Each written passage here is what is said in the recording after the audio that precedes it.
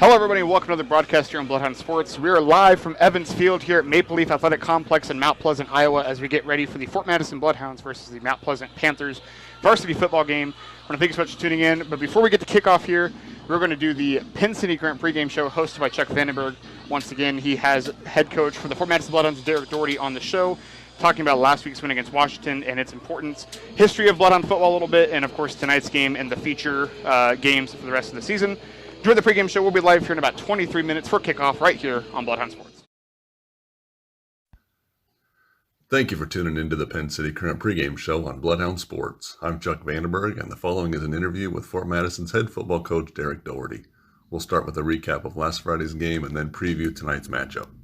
Okay, so we're here with head coach Derek Doherty again after just a crazy buzzsaw of a football game last Friday. That was incredibly fun to watch and nerve-wracking, and everybody was ramped up. I even think the chain gang was even getting ramped up on the sidelines there. I had to give them a couple looks a couple times. But you've had time to decompress from that tough win last week at Washington.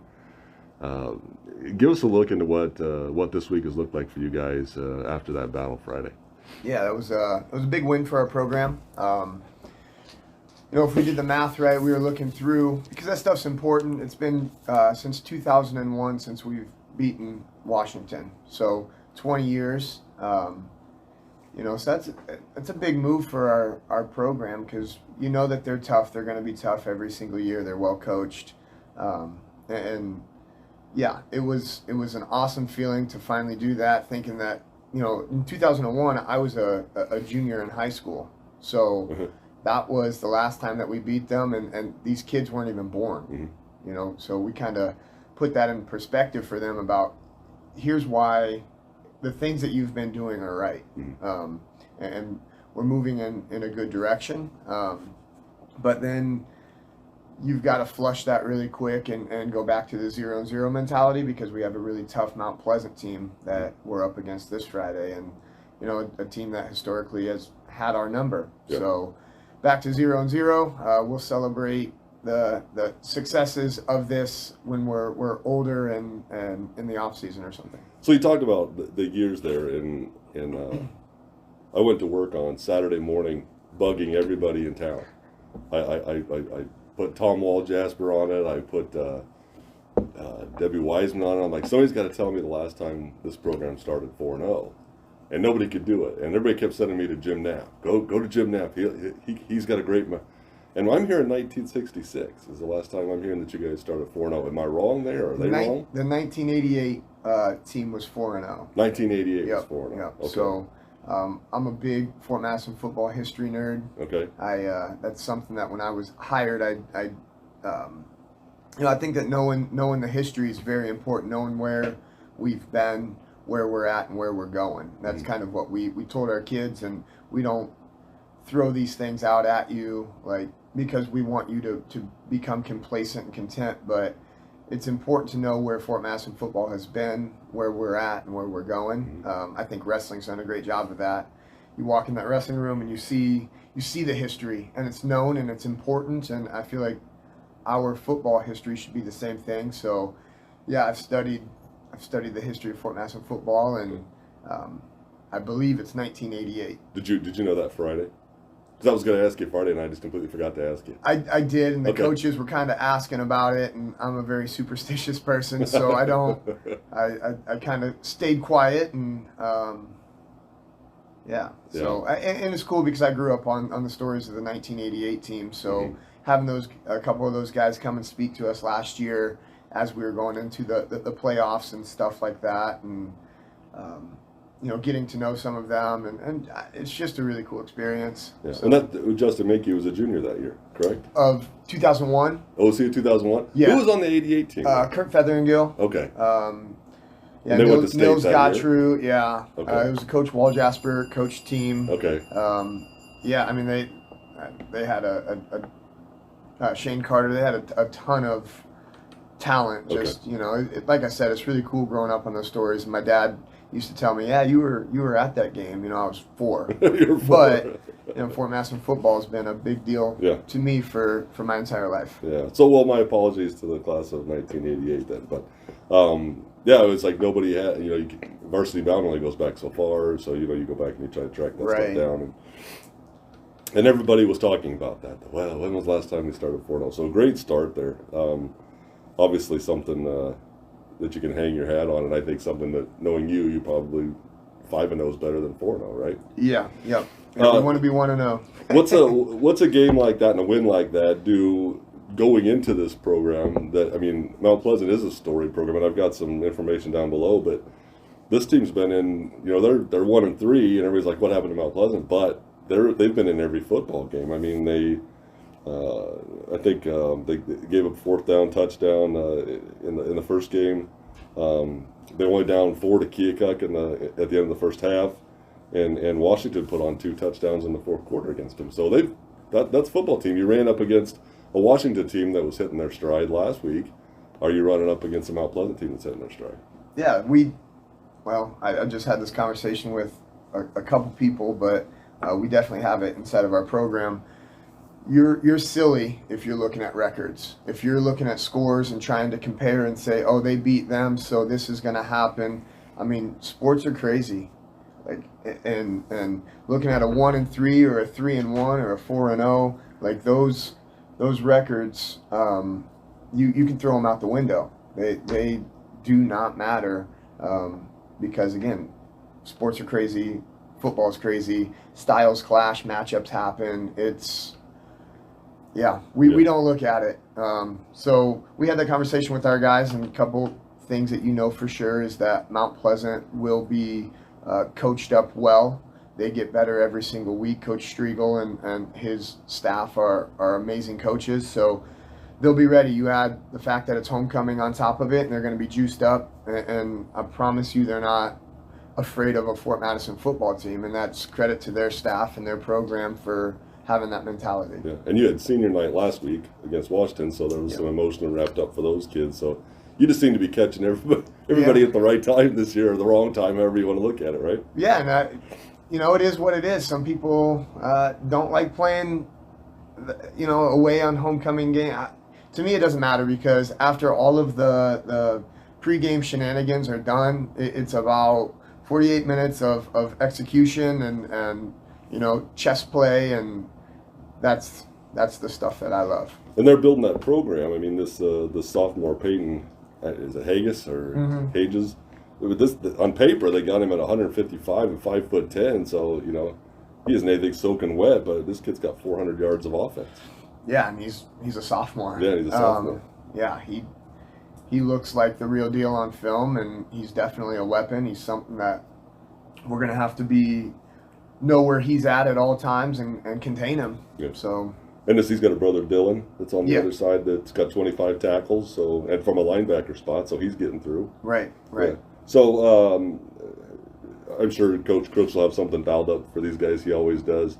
What kind of problems does the Higgs boy and the Carson Coleman at quarterback? I mean, they seem to all running that option out of there, and their quarterback has a lot of freedom to do what he sees you guys are doing there. I'm sure you've got something dialed up for him. Yeah, Carson's another dual threat quarterback. It seems like that's the thing, and we have a dual threat quarterback as well. So we get to see ours every day at practice, and defenses going against him. But he's a solid athlete. He's a good quarterback. It feels like just watching film through the last 4 weeks, he's getting better and better and more comfortable making better decisions. We saw him last year here. He was their quarterback when we played him last year. And I remember thinking, man, this kid's good. He's going to be tough. And he was tough then. So, but yeah, they've got the Amos kid, who is a stud baseball player, and I think he plays some other sports. So I've watched him compete, and I know that he's a competitor, and he's doing some nice things for them. They're solid. Yeah, they certainly have some They really are. They're solid. Talk a little bit about, when you and I were growing up, there was this offensive mindset where in Iowa, the University of Iowa has gone back to it a little bit, of this fullback through first, halfback, those kind of options, and your quarterback was a pocket guy. Now these quarterbacks are doing everything and taking a beating. I mean, what have you seen has been that change? You've been studying football almost your whole life. Have we transitioned to a quarterback taking a read on an outside linebacker or whatever and making a split decision whether he's going to give a ball or not give a ball? How do we get there from the old, hand and pound? Man, I mean, the evolution of the game has been crazy. You're right. I don't want to say, I don't mean smarter and smarter, I think, or just, a different way of looking at things. Not smarter. There's teams that are running double wings still that are winning state championships and running I-type formations, and then you have the spread, and you have, it's wild, and, we obviously feel most comfortable in the spread and feel like our athletes fit the spread.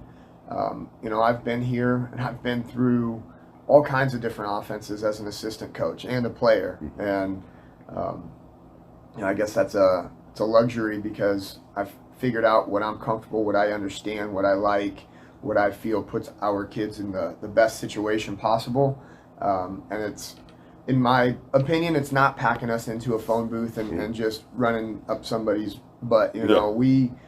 We like to spread it out because we feel like we're fairly athletic and we've got the guys that can take the top off, but if they want to pack the box, we've got athletes on the outside. If you delete the box, we've got tough physical runners who can run inside, and that's just who we've built our identity as. And we're still figuring that out. Offense still sputtering.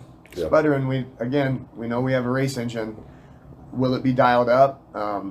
Let's hope so. And this is your first district game? Yes. Okay, because I've been all over on the districts, and I was like, it's you're crazy, so used to that people being in your district. Right. It's kind of weird that you're more than halfway or almost halfway through the season before you get into district play, which is kind of... Yeah, somebody tweeted out, we're halfway through the season. I thought, wow, that's insane. That is insane.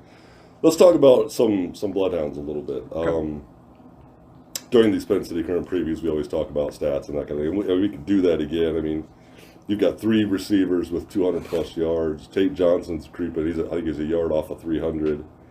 You got 17 offensive touchdowns, too. There's some production there from a squad that, like you said, is still trying to get up and running. 4 kids with 20 tackles. And the really telling thing to me there is none of those kids play in the secondary. So you're getting it done up front. Jason's got a good program there to getting that done up front. You've got Ensminger and Sokoluk and McGowan. None of those kids play in the secondary. They're all coming, up from the middle or around the sides to chase quarterbacks around and throw havoc into that option. Give us a look into how good these guys are. Give me a grade on the Hounds. How good are you guys right now? Yeah, well, it's funny you say that because we gave them we put a couple grades on some plays in our film session, and there was one that was a +3, and that excites me. I don't think our kids really understand a +3 is a dang good grade. It's close to being perfect, and it was because it was a full offensive effort. Our guys were hitting the blocks that they needed to, double team climbing. We had a guy make a man miss, which is really important in our offense. So Jacob McGowan was on this particular play. It was his big 51-yard run. You got a job to do as a running back. It might be you versus another guy, and guess what your job is? To beat him, make him miss. And he did a great job of that.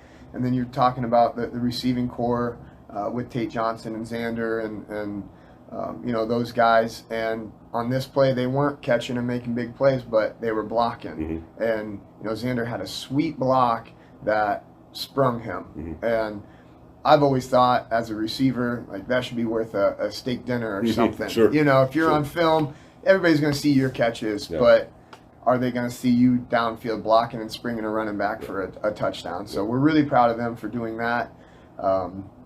Defensively, Daniel Sokoluk had one heck of a game. He was a silent assassin. When I was putting in stats on Saturday morning, I was like, holy smokes. Yeah. And then you go back and you start watching film and you're like, Sokolic. Yeah. Awesome game. Yep. And he got banged up during it. He folded over his wrist early on, and it was bugging him, and he just got tough. Yeah. And just fought through it, and we're really proud of him for that. Yeah. We had a chance to talk with him after the game. Yeah. And he was so excited that I was coming up to him that he started talking before I asked him a question. He was giving me answers before I asked him a question. I just slowed down. One second. Whoa. I love that kid. Because and that's one of the things that's really, to me, been kind of a light change in this year's team from last year. He wreaks havoc in there. I mean, he changes directions of plays. Yeah, and he's playing that well. Ike's the same way. Mm-hmm. Ike Thatcher had a really good game, and I remember a couple times late in that game when it was up in the air and we had to really get tough there.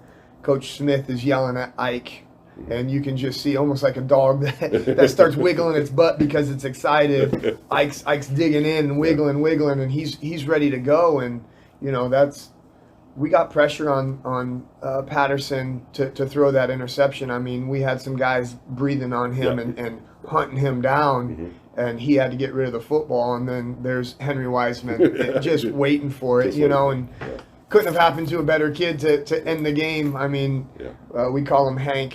Hank's an all-in guy, and he's a role player, and he works his butt off, and he's a great guy to have on our team. And we've put him in there in some sticky situations as right now an undersized sophomore, and he comes through. Yeah. I mean, the kid is a worker, and we're really proud of him for everything that he's doing, and it was just icing on the cake for him to end it. Well, that play, that game was so back and forth that when you saw Patterson roll out, you're like, oh no, here we go. Anything can happen. And I think Ike was chasing him down, and he got to the sideline. He didn't have any options, and because of that pressure, he had to give it up. And then, Henry got behind the secondary and was able to get that. But that pass was overthrown because of the pressure. He was and that was kind of going back. That was our message to our kids. Fort Madison's found a lot of ways throughout history to lose games. Very rarely, in my experiences, have we found ways to win games, and so that's advancement and credit to our kids and the physical and mental work that they're doing and the belief system that they have. Not once were they shying away from, this is going to be tough, but let's go get it. I think Smith calls him TNT. Yeah, TNT, yep. Tackle, nose tackle. Tackle, nose tackle. Because he always yells out, TNT. I'm like, what's that, a special play? What is it? What's he got going on there? So, just as we wrap this up a little bit, I wanted to talk a little bit about the sacrifice that some of your kids have made. You've made some adjustments this year and put kids in places that you wouldn't normally see. Tanner Settles is playing on your offensive line, but he's got a skill set where he can pull and he isn't afraid to put a hat on somebody. Austin Ensming has moved into the center spot. Talk about the sacrifices that some of these kids made. Ike Thatcher, I think, is another one, and I'm sure you have others that have made sacrifices to do something else for the team that isn't the prime let's follow the ball type deal. Yeah. Where I talked to Emily Settles on Friday, Tanner's mom, and she's just said he just loves playing, and wherever the team needs him, that's where he's going to go. Talk about that mindset a little bit. Yeah. So, excuse me. I'm obviously a science nerd, and everything that we do in athletic enhancement has purpose, and we have numbers for it. And you take a look at Austin Ensminger, he's one of the fastest kids in the school. I mean, in a straight-out sprint, he's fast, and we have him playing on the line. Why? Because he is fast, he's physical, and he's strong. Tanner Settles fits that same mold. I mean, the kid is a monster in the weight room, and you look at him, and he's a really good running back as well. And the thing that we love about him was, we approached him early and just said, hey man, here's a thought, and it's a slippery slope sometimes with kids because they might have it in their head like, well, no, I'm a running back, and we talked to him just about, we're a completely different beast if you're willing to do this. And I mean, he doesn't talk much as it is, so he just kind of looks at you, smiles and shakes his head, and it's like, those are those guys. Ike is he wants to be a receiver, and he works really hard at footwork drills and stuff like that, and who knows what the future is going to hold, but right now he's doing a dang good job on the line. And and I talked to Tanner, I said, you could be a guy who I mean, he's a fantastic linebacker. Everybody knows that, right? Mm-hmm. But you're a guy that could get some looks as an offensive lineman, you know, and get some money for being you're that good, seriously that good. And so, yes, a lot of sacrifices being made for the team, and it's awesome because it just shows how much these guys love each other, and again, they want to be successful. They're not going to sit back and be 5 deep at a running.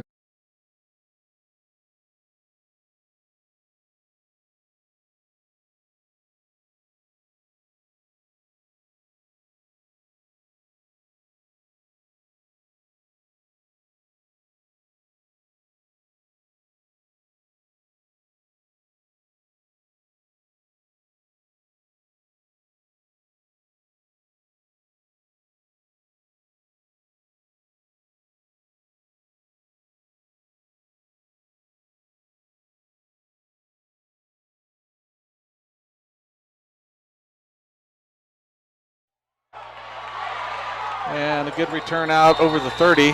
Number 18, the 35. Higgins. The PA system, I don't know if it's going to come over For the Panthers. our broadcast or not, but the PA system here, if you've ever been to Mount Pleasant for track and field, it's quite loud. Tackled at the 35. It is very loud. And so Mount make him Pleasant over will our start first and intercoms 10 a little bit, or at our the mics 35. here a little bit, so just so you're aware. So the Bloodhounds are going to start, the Panthers are going to start from their own 35-yard line, 1st and 10.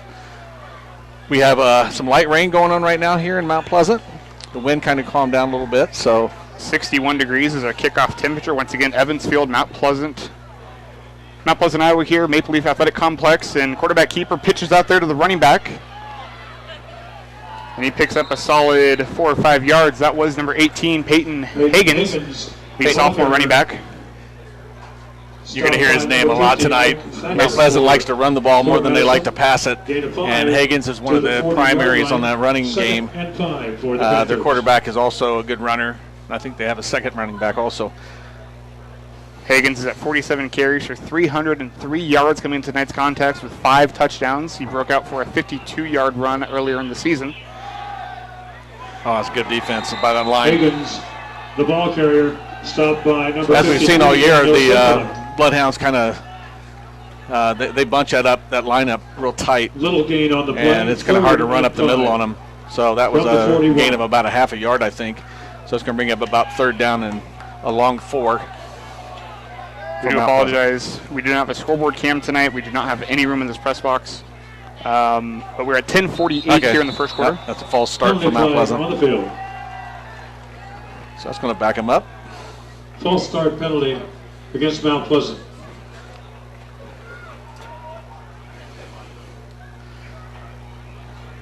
Sorry to interrupt you there, Nick. No, you're good. Yeah. You're good. We are literally in a room that is 2 shoulders wide, and So Bill will probably do a lot of the talking tonight. I'm going to kind of bounce around between 3 different areas, looking out on the field. Right now, the gameplay is right in front of Bill. 5-yard penalty moves the ball back to the 30-yard line.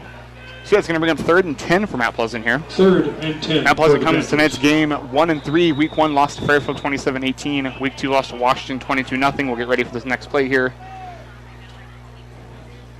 Takes a snap, and he gets sacked. That's a Brought sack. down. that's going to be Holden. 55. Tackled by number 55. Tanner Settles. Yeah, Loss of yardage back to Carson, the 31. Carson Coleman is the quarterback, a senior for 4th Mount and Pleasant. 14. He went For back the to pass, Panthers didn't find his from the initial 31. target, and then that's all the time he had.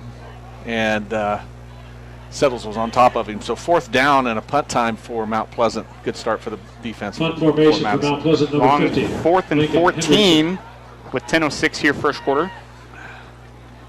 Tate Johnson is back to return. Kind of a squib punt almost. That's out of bounds, just over the 50. You know, nobody wants to kick it to Tate Johnson. No, they do not. And yeah, Kick went out of can't bounds. blame him. Yeah, I wouldn't want to either. 6-yard line. So, yeah, week 3, Mount Pleasant lost to Keokuk 31-21. And then last week went to West Burlington and beat them at 24-20. Of course, Fort Madison starting the year 4-0 for the first time since I believe it was 1988. So very special game last week, beating Washington for the first time in many, many years. And, of course, getting to 4-0 for the first time in a very long time. Okay, Fort Madison starting at their great field position on the 46-yard line. Quick pass out to Kane Williams there. Kane, and he tries to get outside, only picks up a minimal gain. Pass from Williams And to for about 1 yard, it looked like. 21, Kane Williams. On the right-hand side, we got Tackled by number Kane 30 Williams, for Mount we got Pleasant. Gavin Leonard Wiseman, Suggs. and Xander Wellman. On the other Gain side is one. Tate Johnson. Yeah, Ball at the he switched 47. over. Looks like Second Kane and switched over 9. to the left side. Jacob McGowan's in the backfield with Landis Williams. 2nd down and 9.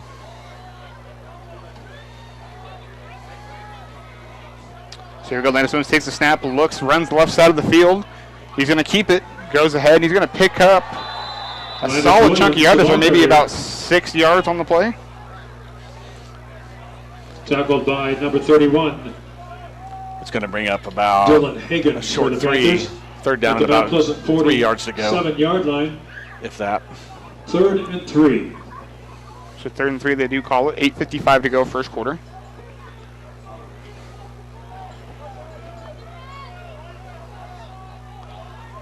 Plenty of time on the play clock here. Chips to the right, one to the left. Landis Williams passes quick to his brother Kane. Kane has he's going to go ahead for a first down. We have a flag on the play. Yeah, that's going to be beyond. That's going to be beyond the. To number 21, Kane Williams. That camera moving here. Knocked out of bounds by Bryce Wilson for the Panthers. There's a penalty flag on the field. It's probably going to be a hold on Fort Madison beyond the line to gain. So it's going to be a hold Holding penalty on against Fort Fort Madison. from the 41 of the Panthers. That's going to bring it back. 10-yard penalty from the point of infraction. Moves the ball back to the 49-yard line. 3rd and 7.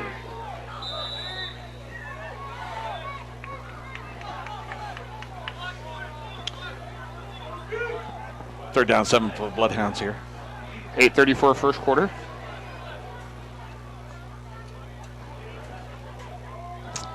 So here we go. Landis Williams takes a snap, looks left side of the field, throws left side of the field.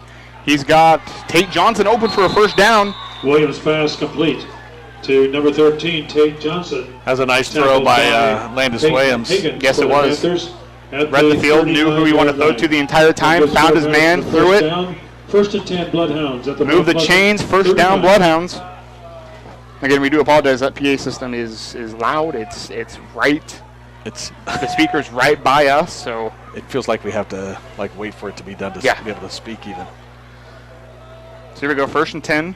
Landis Williams takes a snap, quarterback keeper, runs up middle. He's going to pick up a minimal gain Williams. before being The tackled blocker down here. by about 3 Panthers. Lincoln Hendrickson on the stop for the Panthers. They're going to call it a no gain on that. No gain on the play. Ball remains at the 39. 2nd and 10.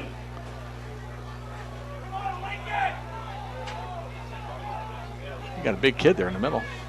I think that left end for Mount Pleasant made that play on that last one, I believe. But you got some good size up the middle on defense for the Panthers. Go Landis again.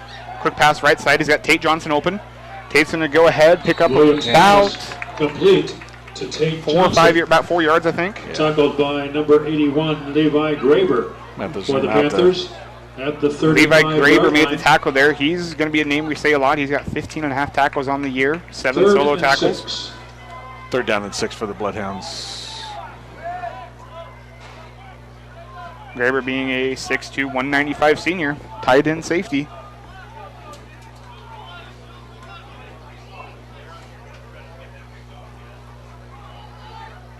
So here we go. Nice man in motion. Kane Williams. Landis takes himself, runs left side. He has a first down. Tackle out of bounds. Williams, the ball carrier, knocked out of bounds by number 81, Levi Graber.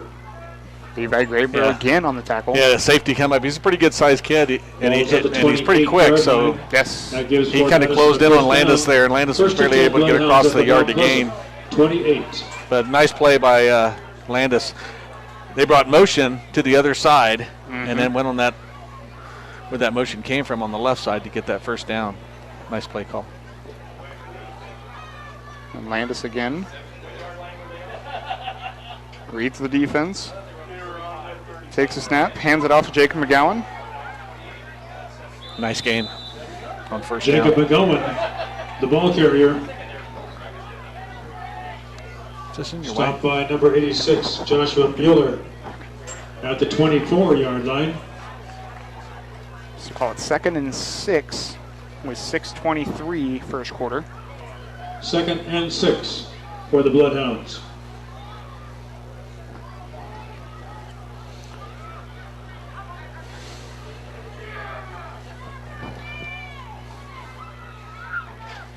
Ten seconds on the play clock. Landis takes a snap. Quick pitch right side. Had Gavin Wiseman, but it was a little slick ball there, hard to hold on to. That ball was kind of thrown at his feet, and he was unable to come up with it. 3rd and 6 So from the 24. again, we're going to come up with about the same 3rd down and 6, 3rd down and 7 area. Come up with another play here. That play is open so far. That was just a misconnect there. I think his defender on Wiseman's at least 10 yards deep in the. I agree. Landis takes a snap, fake hands off, throws right side. He's got Wellman. Yep. Williams pass complete. Xander's got a first down and then some. Well, I tell you what, they are really leaving them. I mean, that was a nice cut in Fighter stopped for the Panthers. to get open. They had a flag when they picked it up, waved it off, so it is a first down. Fort Madison at the Mount Pleasant 11-yard line.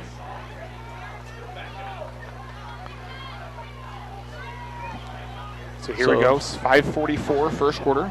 They're going to call it first down. They're going to lay him down. They're going to say 1st and goal. All right. Right at the 10. Landis, quarterback keeper, runs right side of the field. He's still on his feet. And he outruns the. Landis Williams tackled by number 31, Dylan Higgins. Landis outran some of his blockers. He's so quick getting outside. Ball is at the 3-yard line. 2nd and goal for the Hounds. I no longer have view of the right side of the field. So anything there I'm going to need you to call. All right, we got 2nd down and goal from the 3. We're on the right hash mark here. And Teague Smith checked in the backfield along with Jacob McGowan, straddling Landis Williams, quarterback. Landis takes a snap, runs left side of the field, has to stop, grades some tackles, passes to Jacob McGowan. Made something out of nothing. Yes, they did. That's pretty dangerous, but they made something out of it. Mount Pleasant read that well on defense, and he had no place to go to the left, even though he had Teague Smith out in front of him.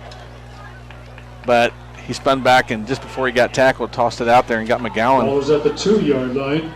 So 3rd we are and goal. 3rd and 2 from the 2. Still 2 running backs in the backfield with quarterback Landis Williams. No receivers on the left side of the field. Landis takes snap, handoff to Jacob McGowan. McGowan rushes forward. He's in. That's a 2-yard touchdown run by 22, Jacob McGowan. Nice play by the Fort Madison line. Left him a couple different options to go once he hit the line of scrimmage to get the ball in the end zone. So 6-0 Bloodhounds. McGowan gets his 4th rushing touchdown of the year. Attempting the extra point for the Bloodhounds. Number Xander 11, Wellman. He hit a 55-yarder in practice in the rain. I know it's different in practice, but. So here we go. Snap is back, ball is down, kick is up, kick is good. Extra point is good with 4 minutes and 42 seconds. 4:42 to go in the first quarter. Fort Madison leads 7-0. Mount Pleasant 0. Good start by the defense and the offense for the Bloodhounds tonight. So good start. Our running is pretty good, and Yeah. plus those receivers are open. Yes, they are. Yeah, things are looking really good so far. Yes. I think the rain is it's just really super light. You see some umbrellas up. I think it's supposed to stop here within about an hour from what the radar is telling us. Of course, all week I'm looking at forecasts and they're saying, oh, no rain, it'll be nice, a little chilly. 24% chance, and then I show up to the field. I get up here to the press box, and 90%. Oh, okay, good. Now that now they know it's actually raining. we're set up. Say it's going to. We're set up really high here in the press box, kind of looking down on the field a little bit. So a little different with the camera angle. So there's Wellman's kickoff.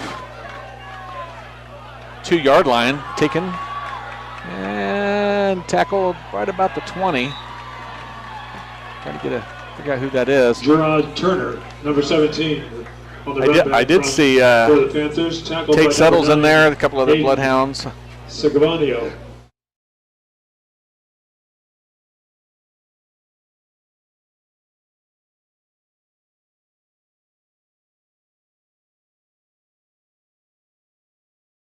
Thanks. From the 21.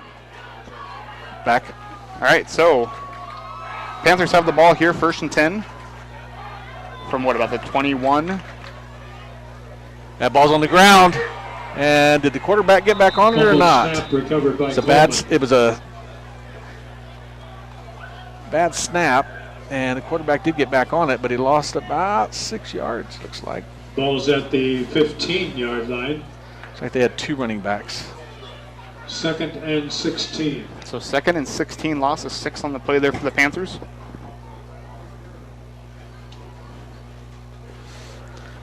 See who we got in the backfield here. 31, I believe. Dylan Higgins, senior running back, number 31 there. And a quick hit out to the right-hand side for basically no gain. I think that was Pass from Teague Coleman Smith on the complete tackle. Yeah, to Teague come in and Higgins. hit that Stop along tackled with by Mickey DePrima. Tanner Settles. Mikey DePrima was there as well. That's just good pursuit to the ball. A Ball's quick at out. the 16-yard line. So it's going to be 3rd down and 16. 3rd and 15. I say they gave him a yard. I guess they did, didn't they? It's good pursuit by the Bloodhounds. Yes, it was. That was a quick pass. Looks like it's got Coleman and Peyton Higgins. Must be brothers, right? I believe so. Peyton, the leading rusher. Not Pleasant. Here we go. That's a screen that did not work. Who blew that up? Coleman's pass. Teague Smith blew that up. What are they going to Complete call that? to A complete pass, Higgins. and then the runner was down? Stopped by number 2, Teague Smith. It's a nice call by the Panthers.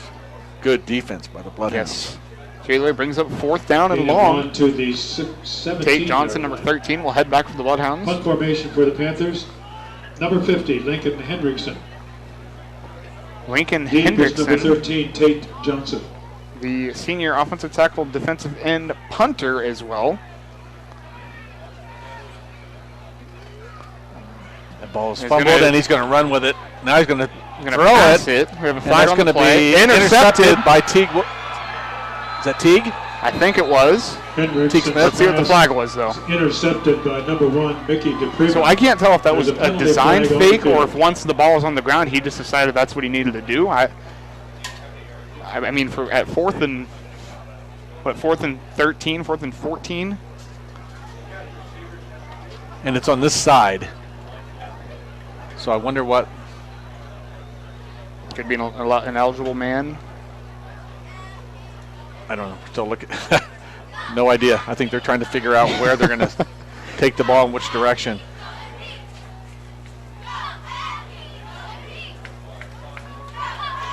So let's see. So that was Teague Smith that came up with the snap was fumbled by the punter. It looked like he was going to run. Then he decided to pass and threw it right in the middle of everybody. And Teague Smith came up with it before he was tackled. But we're going to have to see if this flag is going to be a hold against Fort Madison. Defensive holding against Fort Madison.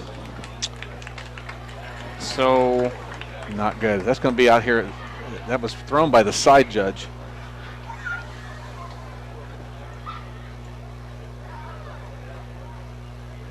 when Panthers going to bring the offense back on the field here, it looks like. And if it's 10 yards from the spot. It's an automatic first down on the Holding defensive penalty outback. against Fort Madison.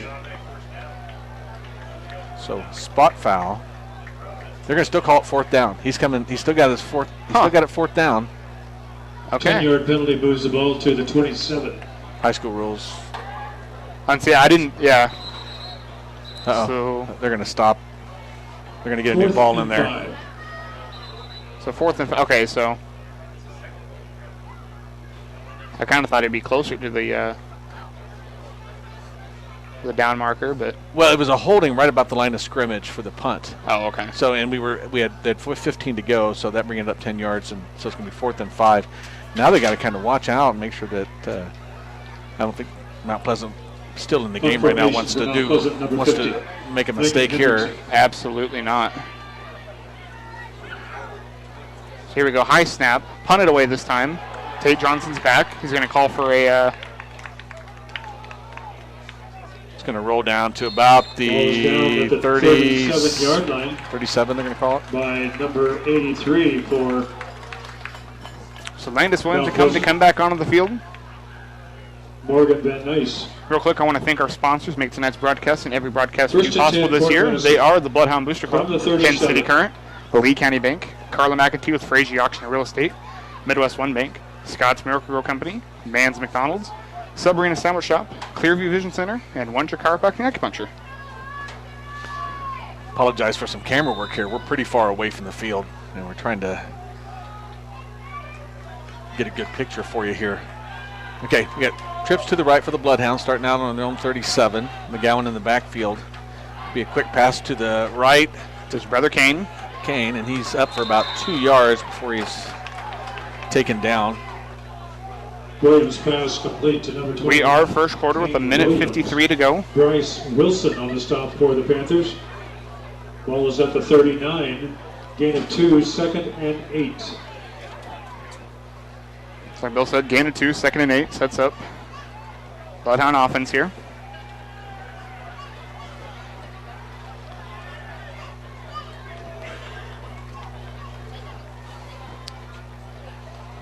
Landis looks around. 2 to the left, 2 right receivers, 1 running back to the backfield. Landis looks, it's a pass, heavy pressure. Pass is complete to Kane Williams. Going to be some defensive pass interference there, I do believe. Williams pass complete to number 21. Kane Williams. Nice pass, nice catch Defended there. by number 81, Landis to Levi Kane. Graber. Yeah, Landis put that right where he needed to. Yes, he did. And Kane went up and got it, and they're discussing it.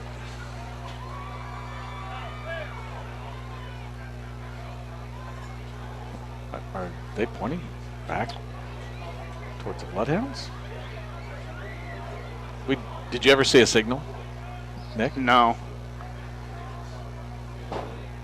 Okay. All right, that's going to be on Mount Pleasant. Just Okay. okay. So it's going to be a pass interference on the defense. So it's going to be first down, Bloodhounds decline. So Against Mount Pleasant is Yeah, the pass is good enough for a first down by itself. Fort Madison will have it at the 39-yard line of Mount for the Pleasant. first down on the 39-yard line. Nice pass. Looks like Grinnell and Washington for a good game tonight. End of the first quarter, Grinnell leads 7-0. Grinnell was our last game last year in the postseason, I believe. Yes, it was. Okay. Quick pitch there to Kane Williams. Kane runs around the defense. Ball carried by number 21, Kane Williams. I couldn't tell if did he gain anything or is he tackled Stopped at by the... number 30, He picked up about 3 yards. Okay. Tyler Stott for the Panthers. See, my angle back here was not good at all to Gain see. of 3 to the 36-yard line. 2nd and 7.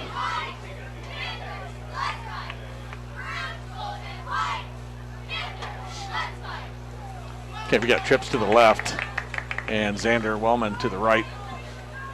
McGowan in the backfield. Landis takes snap, quick pass out the left side. That was too low.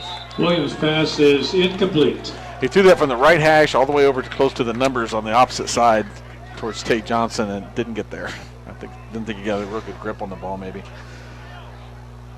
Ball See, the remains grass on is the still very wet, 36. of course, but it looks like the 3rd rain has pretty much and stopped 7. now, which is nice. Maybe a very, very light sprinkle, but overall it looks like the rain might be behind us now. So trips to the left again, 1 to the right. 3rd down 7. Xander Wellman, bottom of your screen. Landis takes a snap, looks left side, passes left side. He's got a man there. Incomplete pass. Yeah, just overthrown in the right near the corner of the end zone. Pass intended for number goal line. 13. That was Tate Johnson, Johnson is incomplete. the intended receiver on the play. I believe that's going to bring up 4th down. I believe, if I remember correctly, looking at stats from last week's game between Mount Pleasant and West Burlington, Carson Coleman, the quarterback, only threw 10 times, completed 4 passes. So it's a very run-heavy win for Mount Pleasant. So far, that's not working out for him too well. So 4th down and 7 for the Bloodhounds on the 36-yard line. Offense is on the field still. There's 5 yards for the Bloodhounds.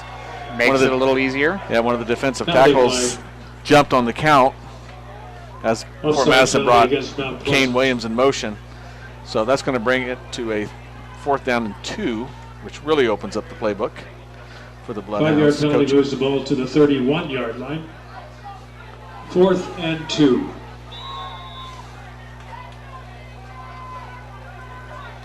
Plenty of time on the play clock here, still at 20 as they get the play in.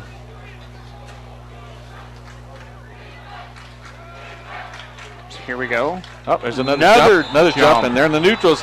The Bloodhounds, 2 of the Panthers jumped into the neutral zone, and in high school football, you don't have to snap it.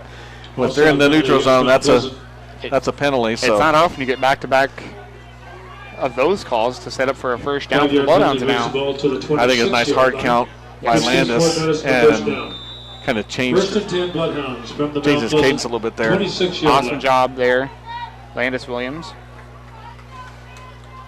And now we will come into the first quarter. Bloodhounds lead 7-0. We will take a quick word from responses. We'll be right back on Bloodhound Sports. LeeCountyBank.com or give us a call at 319-372. Located in Fort Madison, Iowa, Scott's Miracle Grow Company is a proud supporter of Bloodhound Sports. Mann's McDonald's, located in Fort Madison and Burlington. It's not whether you win or lose, it's how well you eat after the game. Sub Arena Sandwich Shop, winner of the Taste of the Tri-States, voted #1 in Hawkeye's Reader's Choice for Best Sub and Soft Drink. That's Sub Arena Sandwich Shop, located at 2805 Avenue L in Fort Madison. Call ahead for carryout at 319-372-5001. Jacqueline Lumsden, owner. Clearview Vision Center is your locally owned and... Okay, we are back. Sorry, we kind of lost connection there for a second during the quarter break, but we are back to start the second quarter. First down and 10 for the Bloodhounds at the Mount Pleasant 36-yard line. 26-yard line. Sorry, 26-yard line. Scoreboard says 36, field says 26. Landis Williams runs around, heavy pressure, throws deep, right side. He's got Xander Wellman wide open. That's going to be Kane. Kane Williams, yep. Okay. Yep, in the far corner. He had lots of time to throw that ball. To number 21. Landis just rolled out to the right a little bit and had nobody near him. And Kane ran towards that back pylon and was wide open. It's a nice pass play. So 13-0 Bloodhounds with the extra point here by Xander Wellman. It's Kane's fourth receiving touchdown of the year there. Extra point, number 11. So here comes Xander Wellman. Snap is back, ball is down, kick is up, kick is good. Extra point is good. 11 minutes and 53 seconds left in the second quarter. Bloodhounds extend the lead to 14-0 here with 11:53 to go in the second quarter. Even though we have, it's wet surfaces right now, a little bit of rain still. We're not afraid to throw the ball. I mean, we're putting it up. I mean, the running game works, but when you got receivers, so many receivers to pick from with Landis, and that's why not get chunks when you can? Yeah, absolutely. So great start to this game. Again, Bloodhounds leading 14-0. As we're here at Evans Field, Maple Leaf Athletic Complex in Mount Pleasant, Iowa. Home of the Panther baseball, football, and softball.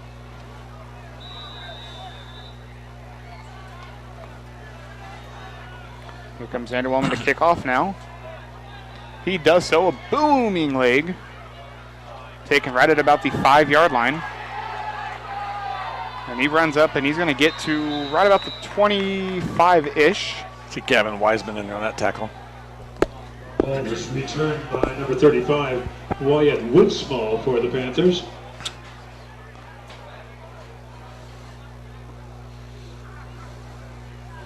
Our special teams on Tackle kickoffs 25-yard line. has done very well this year. Mount Yes, Pleasant they will have. start first and 10. at their own 25. And you get a little bit of everybody in that. Special teams.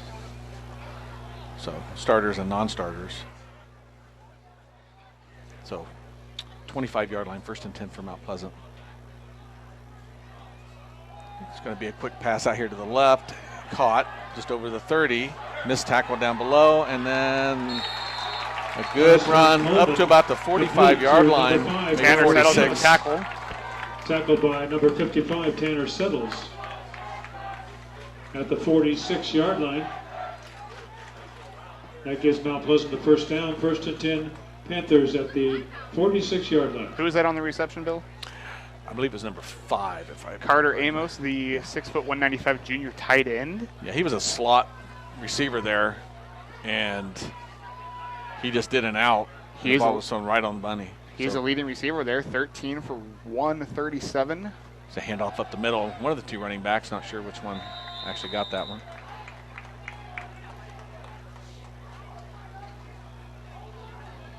Looks like it was 42. By number 42. Chase Irving, the senior running back, 5'11", 180. Tackled by number 55, Tanner Settles.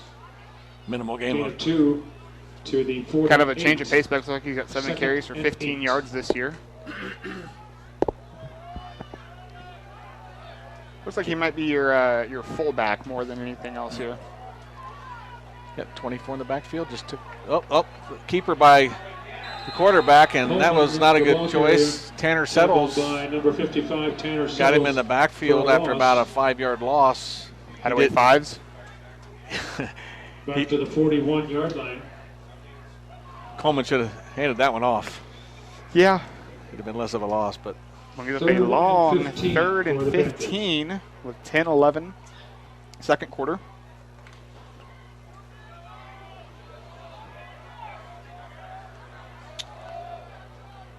Two to the left, 2 to the right for receivers, 1 running back in the backfield, quarterback. That's Dylan Higgins. Pass left side, incomplete with a flag on the field. Okay. In the area of an offensive holding. Pass intended for Peyton Higgins is incomplete. Came out pretty fast. Yes, it did. What if they weren't lined up? Would they kill that already? Right away? We'll wait and see.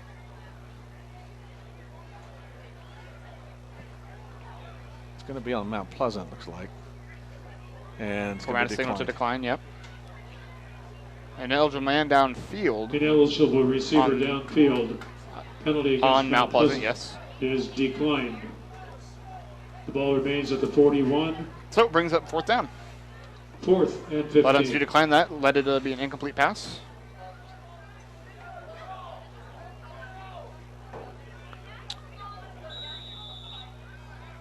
Again, Tate Johnson's back to receive this. He's sitting back at the 20. It's a 9:53 second quarter. Trying to get one more person in on offense here. Play clock's at 8.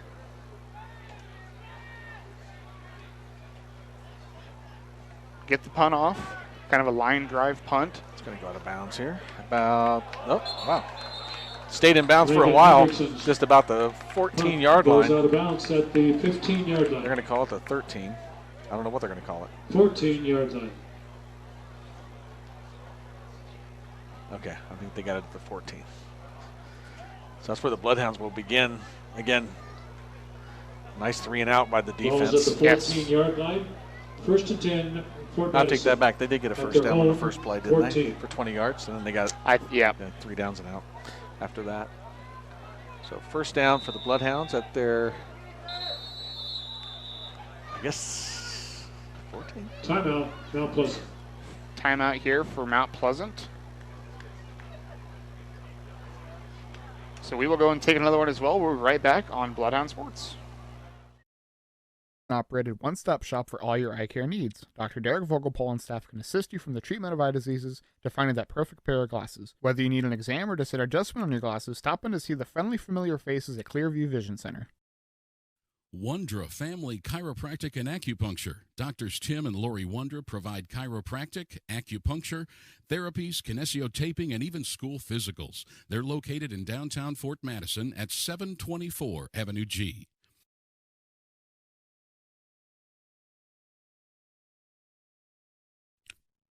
Become a member of the Bloodhound Booster Club today. There are a variety of support levels you can choose. Based on the amount of your donation, you can become anywhere from a sports fan to a top dog. Send money or checks payable to Bloodhound Booster Club.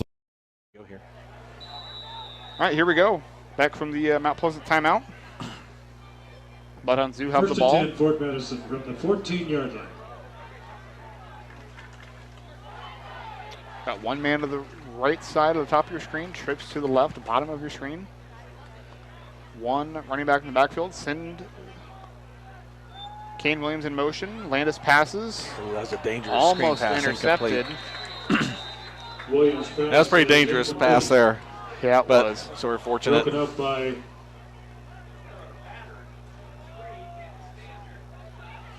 It's like Mount Pleasant clogged up that middle entirely, kept the linebackers at home. Trevor Wellington broke up the pass. Ball remains at the 14, second and 10. Haven't had a lot of pressure on Landis as of yet. Yeah, when there was, it was usually just kind of one guy chase him down, but our defense has done much better at sitting pressure. So here we go. Landis Williams takes a snap. Quarterback keeper, and he's going to get nothing. Williams, the ball carrier. Yeah, took a lot of time there, but there was no place to go. First hit was by number 45. It's going to be a loss of about a yard. So it's going to bring up 3rd and 11 for the Bloodhounds. That's at 9:20 here in the second Plus quarter. yardage back to the 13, 3rd and 11.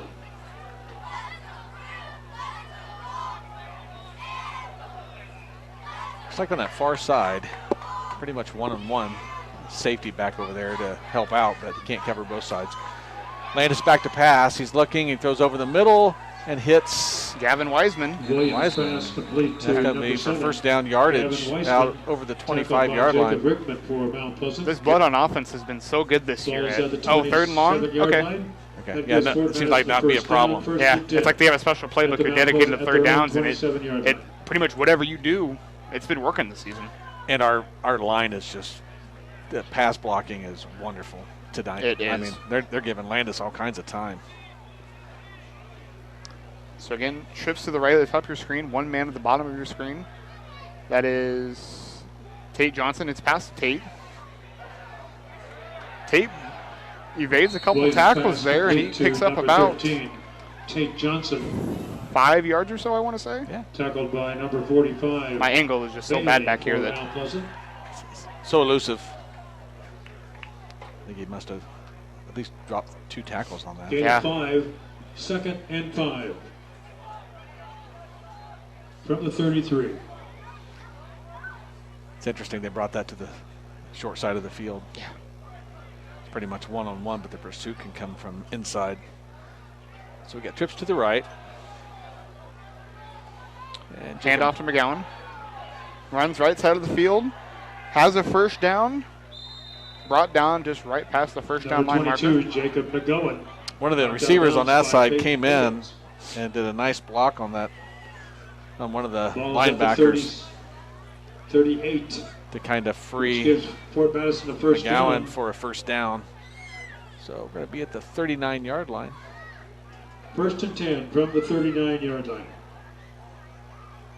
So 1st and 10 here. So we got nobody on Kane over here. The one just stepped out. Second linebacker just stepped out there.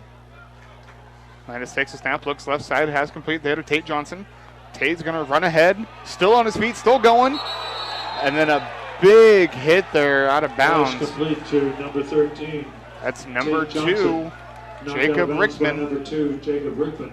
Coming in tonight, 15 solo tackles, 23 and a half total tackles. Yeah, nice. There's a lot of contact on that. Yes, it was. But after a big gain by Tate, First down, Fort Madison. It almost at the looked Mount helmet to Pleasant helmet, but 42-yard line. again, my angle is not great, but I think it might have been a little bit of both.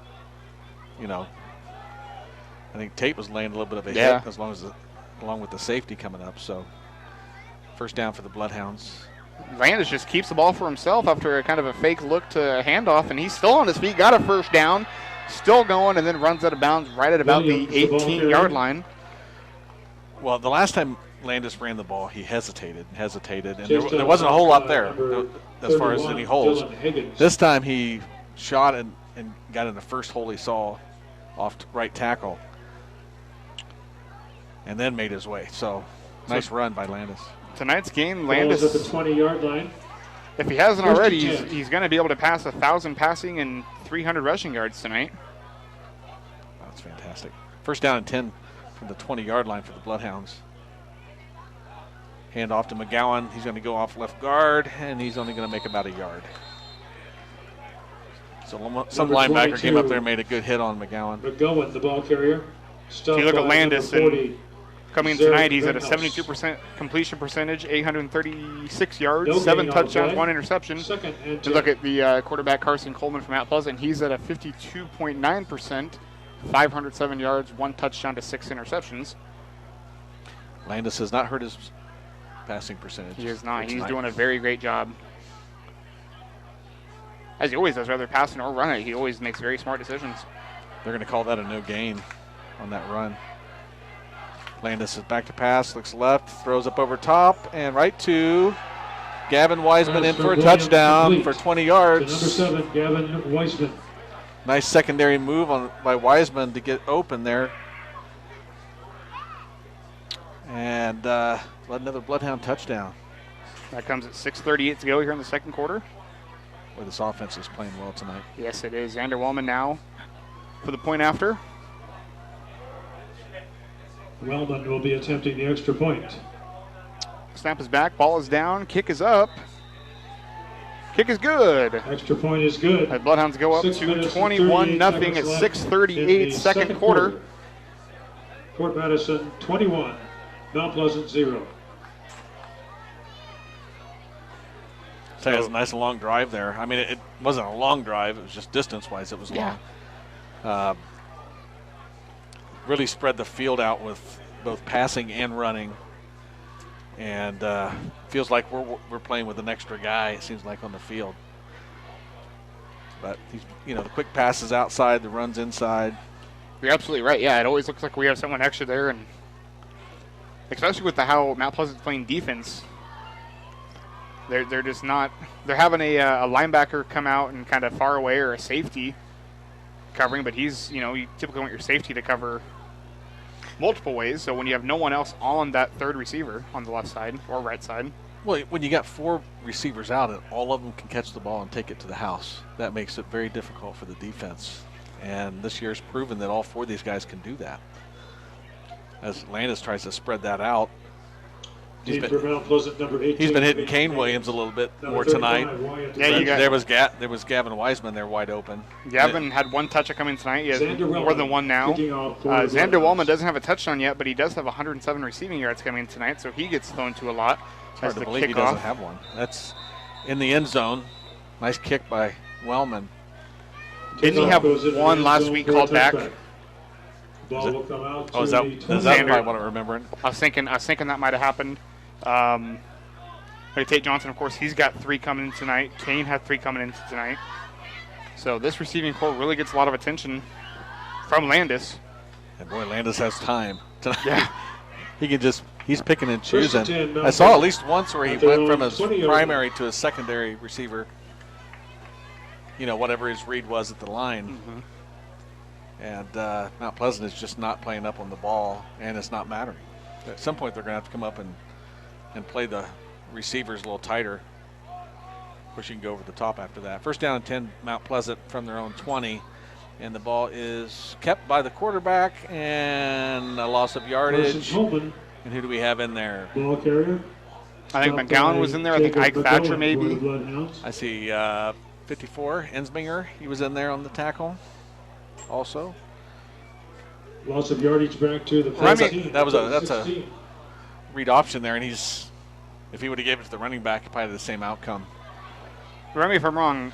Clinton is our homecoming game next week, correct? I believe so. Start of the second quarter, Burlington leads Clinton 28-0. I think Clinton has one or no wins on the year. I can remember. Okay, quick pass out to the right-hand side, just over the original line of scrimmage, and caught. Pass complete to And Mike DePrime come up and shut that down real quick with a nice tackle. to Pregame. 5:44 second quarter. They're going to put that at the 19. Looks like he caught that about the 21. Another score we have: Fairfield 14, Keokuk 7, with a minute to go in the second quarter. Third down and 11 for Mount Pleasant. So Burlington's starting out well. Yes, they are. And 14 And, for the Panthers. 3rd and 1. 3rd and Tries Heavy to pass. rush again. He just throws it over the middle and almost caught. I didn't get that on camera. I'm sorry. Coleman's pass That- intended for number 35. I thought Boy, Mikey whistle DePrima was is going to incomplete. intercept that, and then Wellman came over. I know I missed it. I was Ball just remains kind at of 19. He just looking at checked Bill it. and doing He a just- kind of like a sidearm pass Yeah. almost, just anything he can to get rid of it.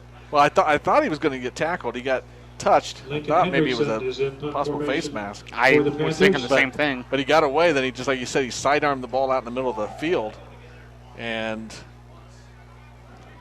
there's 2 Bloodhounds there with 2 receivers. So here's a punt from Mount Pleasant. Going to kick it from about his 10. Oh, almost got it. Almost got it. The ball's just going to bounce inside the 40. He's getting some yardage on his bounces, Yeah, he really is. and almost got that ball. A couple Bloodhounds are right Ball's in there. down at the 37-yard line. We don't have the ability to look at any kind of replay here tonight because we don't have room for much First and anything. 10 Yeah, Bloodhounds yeah. I brought at the their own 37. replay laptop, but So what we'd like to do is when we look at that replay a little bit, we can tell a little bit more about who possibly could have come close to blocking that punt, but we just don't have the ability Yeah. to do that. because we have a nice delay on that shows us everything, and Bill's barely got room to stand here by the camera, let alone have a computer sitting somewhere. So work with what we got here. When you go on the road, you get what they give you. That is true. For Bloodhounds first down from their 37-yard line. Landis quarterback keeper. Or no, we pitched it out there to McGowan. Ball carried a by nice number tackle. 22, Jacob McGowan. Tackled by number 81, Levi Graber. Graber again on the reception.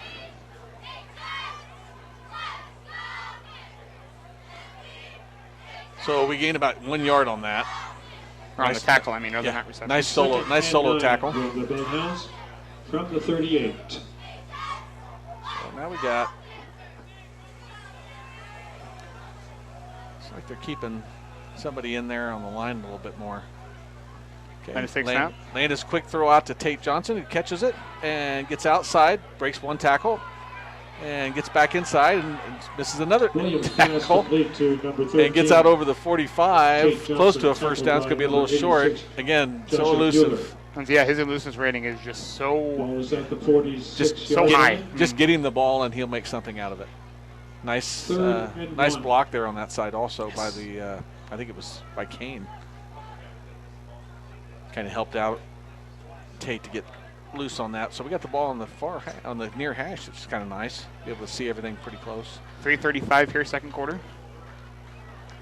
Play clock sits at 11 seconds. Landis takes a snap, runs ahead, has the first down, Williams plus an additional carried couple of the ball yards there. for the Bloodhounds.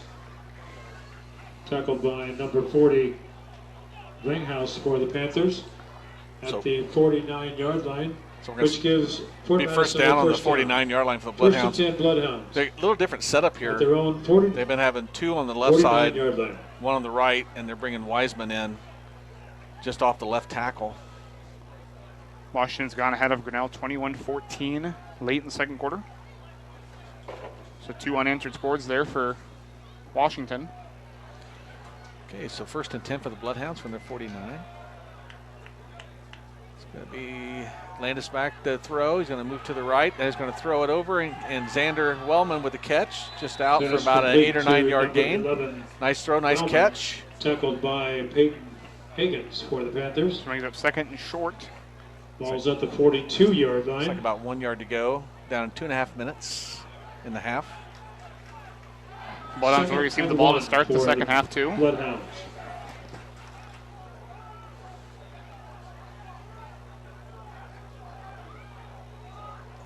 Play clock, plenty on it, 16 still. And the clock is running, just over 2 minutes.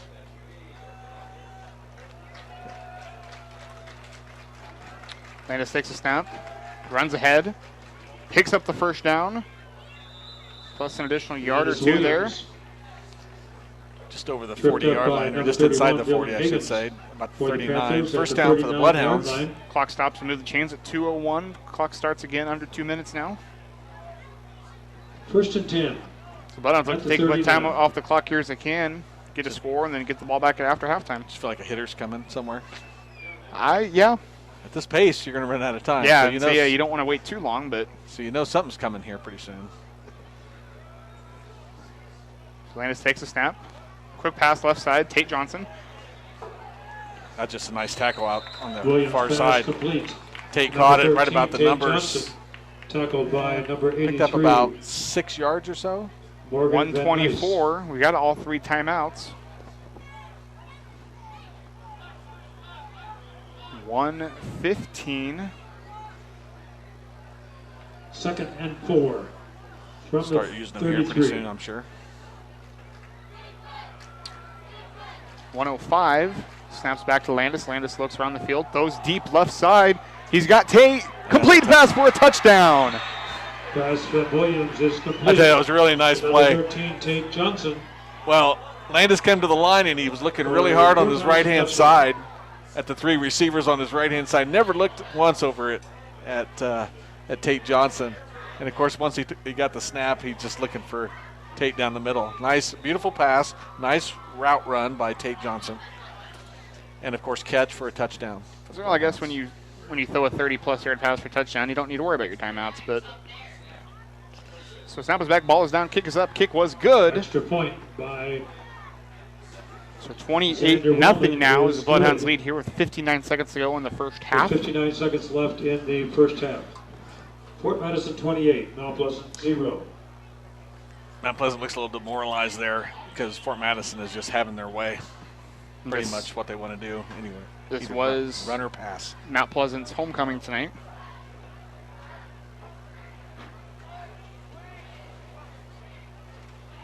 Fort Madison cheerleaders over there doing their jumping jacks for each point scored. They may get their workout tonight. That's for sure.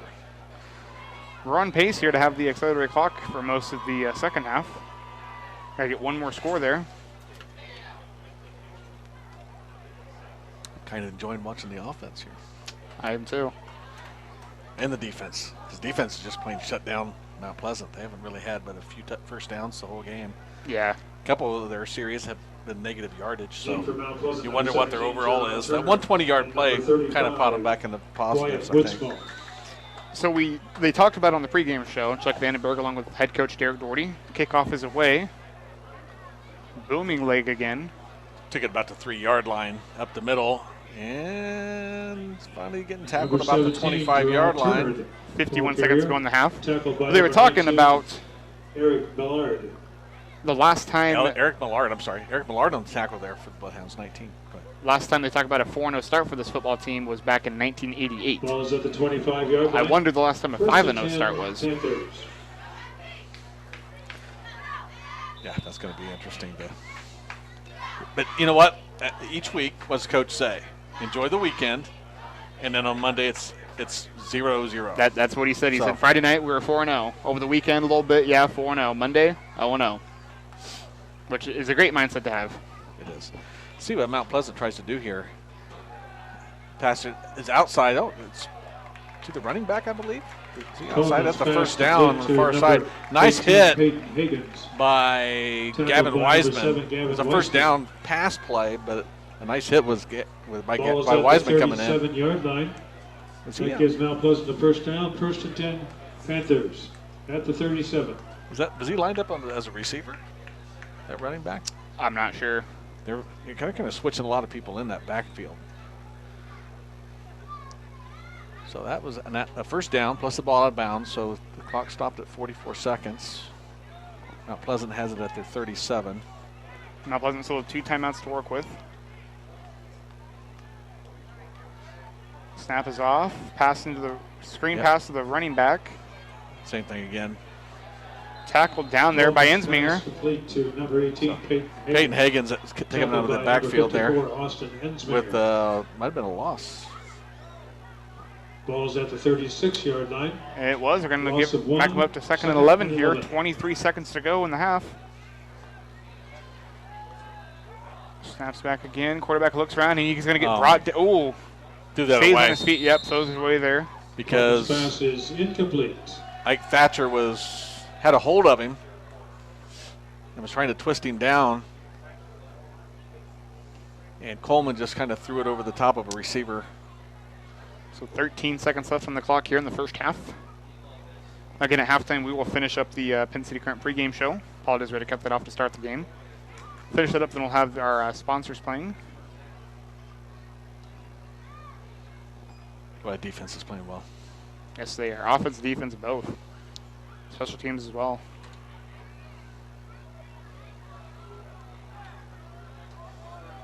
So 3rd down and 11. Don't want to give up a big play here. Coleman's going to tuck it and run, and he's going to get over the 40, and then Mikey DePrima comes up and puts a stop on him there. So it's going to bring up a 4th down, and the clock's going to run. Well, they're going to stop it at 2.9 seconds. I guess maybe a timeout here. I don't know why else the clock would be stopping. It's kind of hard to believe that his momentum was stopped in the field of play. They're going to run Forward progress took the ball to the 42-yard line. 4th and 5. Yeah, it wasn't a first down, so I wonder if they're going to wind that or not. Okay. They must have counted him out of because they're not winding the clock. And, and his forward momentum was way, as soon as Mikey DePrima hit him, the play was done. So here we go, final play of the game. There's going to be a delay now on Mount Pleasant. The coach was really given the they're going to reset it. I think they're going to pick that flag up. Yeah, they're going to pick the flag up and reset the 25-second clock.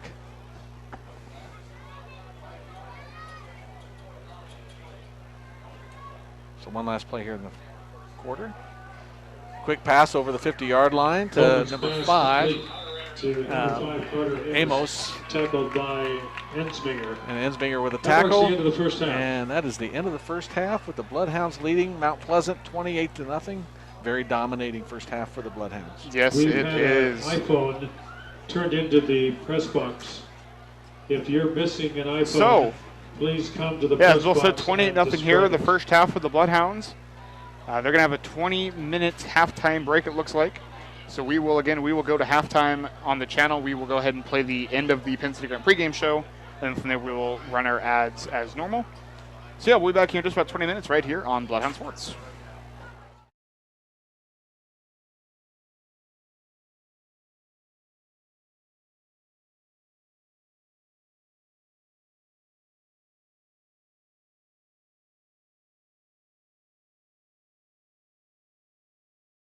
Back.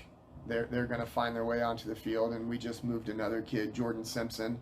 He came in and talked to me and said, "Hey, coach, they're talking about moving me, to D-line. I'm not sure, I'm undersized, blah, blah, blah." And I said, here's how you got to think about this. You've got coaches looking to get you onto the field. I mean, they're not just taking any random kid and going, "Hey, let's move him there." Like, they feel like you can produce there. And you could see the wheels turning, and then he kind of smiled, and it was like, "Oh, okay," and he was excited. Last night was the first night of it, and he did a great job. So these kids are understanding that we have a method to our madness. We see things that maybe they don't see, and that's a beautiful thing because that shows that they have trust in us. Well, and you guys, as a coaching staff, are very good at scheming and looking at the strengths and weaknesses of kids and putting them in the right place, obviously, because we've made a lot of changes this year from last year. Talk to us a little bit. It's open mic time for you. I always like to do that, and I know that's kind of open-ended and weird, but what don't we know about the Hounds, or what haven't I asked you about today that sticks in your mind as something that needs to be talked about? I think, not talking too much about last week, because last week was last week, and we need to be focused on this Friday, Mount Pleasant. But I think we showed the size of our heart last week. I think that we showed the progression of our program with, again, just the fight, the grittiness. Washington seems to like to make just dog fights out of things, and that's where in the past we found ways. I mean, we did it last year. We felt like we were a good football team, and they just made it a dog fight, and we faded.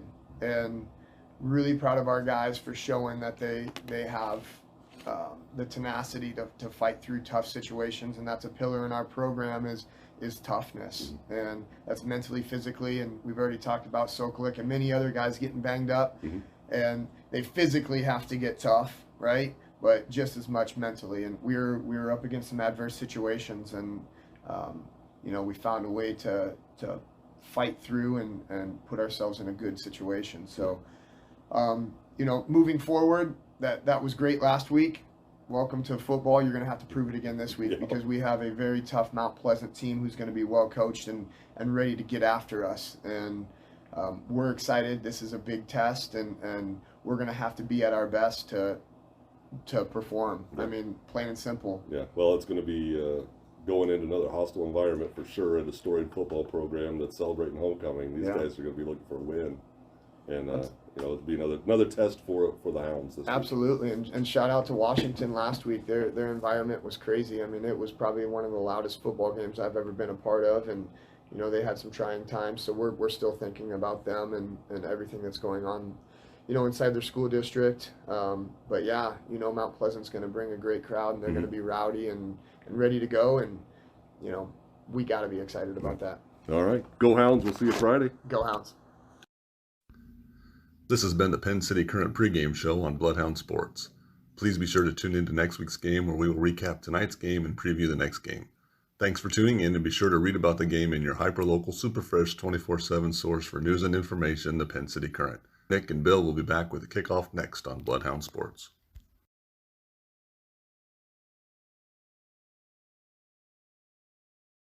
Is a safe and secure way to check your balance, transfer funds, pay bills, and deposit checks, all from your mobile device. If you're shopping for a new home or need money to pay for unexpected expenses, our loan department can help. Visit our website at www.leecountybank.com or give us a call at 319-372-2243 for more details. Equal Housing Lender, member FDIC. Once a Bloodhound, always a Bloodhound. Realtor Carla McEntee is proud to support Bloodhound Sports. Contact Carla McEntee with Frazee Auction and Real Estate for all your real estate needs today at 217-617-6975. Midwest One wants to be on your team. They can help you with your important financial decisions so you don't have to do it alone. Visit the Fort Madison office today, located at 926 Avenue G. Give them a call at 319-372-3991. Midwest One is simply better banking. Member FDIC.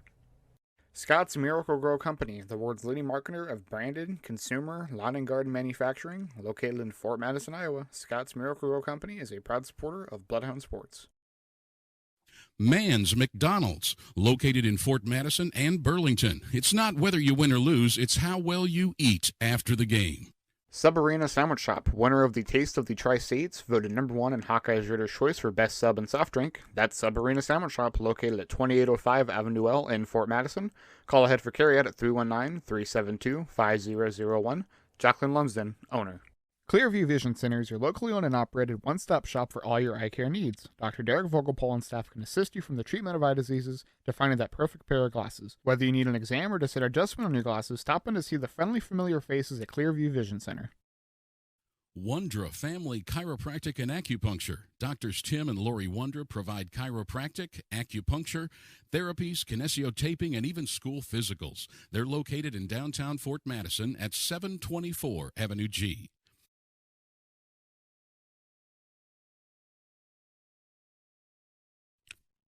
Become a member of the Bloodhound Booster Club today. There are a variety of support levels you can choose. Based on the amount of your donation, you can become anywhere from a sports fan to a top dog. Send money or checks payable to Bloodhound Booster Club, Post Office Box 11, Fort Madison, Iowa, 52627.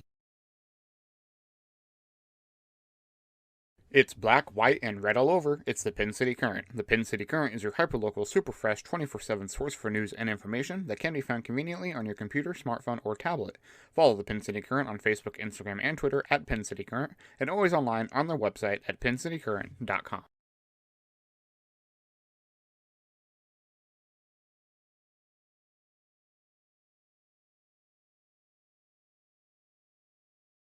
Lee County Bank is proud to support the Fort Madison Bloodhounds. Bank when and where it's convenient for you. Our most safe and secure way to check your balance, transfer funds, pay bills, and deposit checks, all from your mobile device. If you're shopping for a new home or need money to pay for unexpected expenses, our loan department can help. Visit our website at www.leecountybank.com or give us a call at 319-372-2243 for more details. Equal Housing Lender, member FDIC.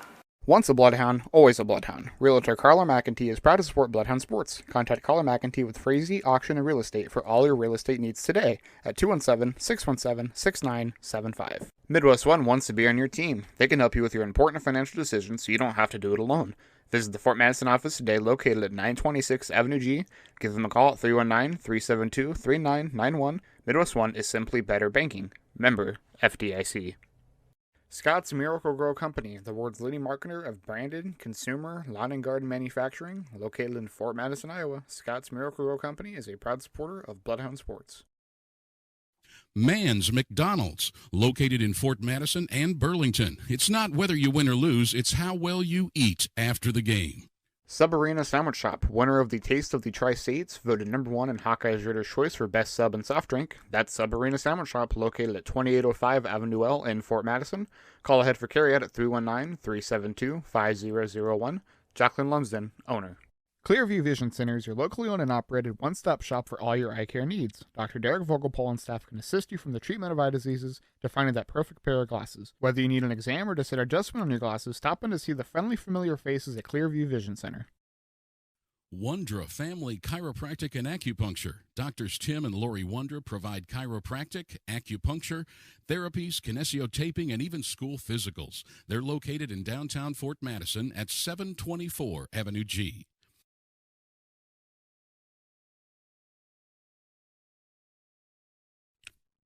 Become a member of the Bloodhound Booster Club today. There are a variety of support levels you can choose. Based on the amount of your donation, you can become anywhere from a sports fan to a top dog. Send money or checks payable to Bloodhound Booster Club, Post Office Box 11, Fort Madison, Iowa, 52627.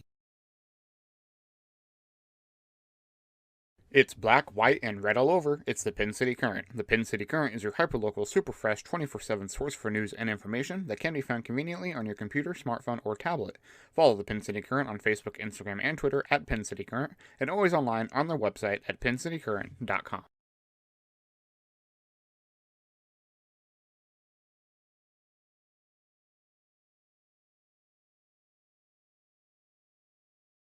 Lee County Bank is proud to support the Fort Madison Bloodhounds.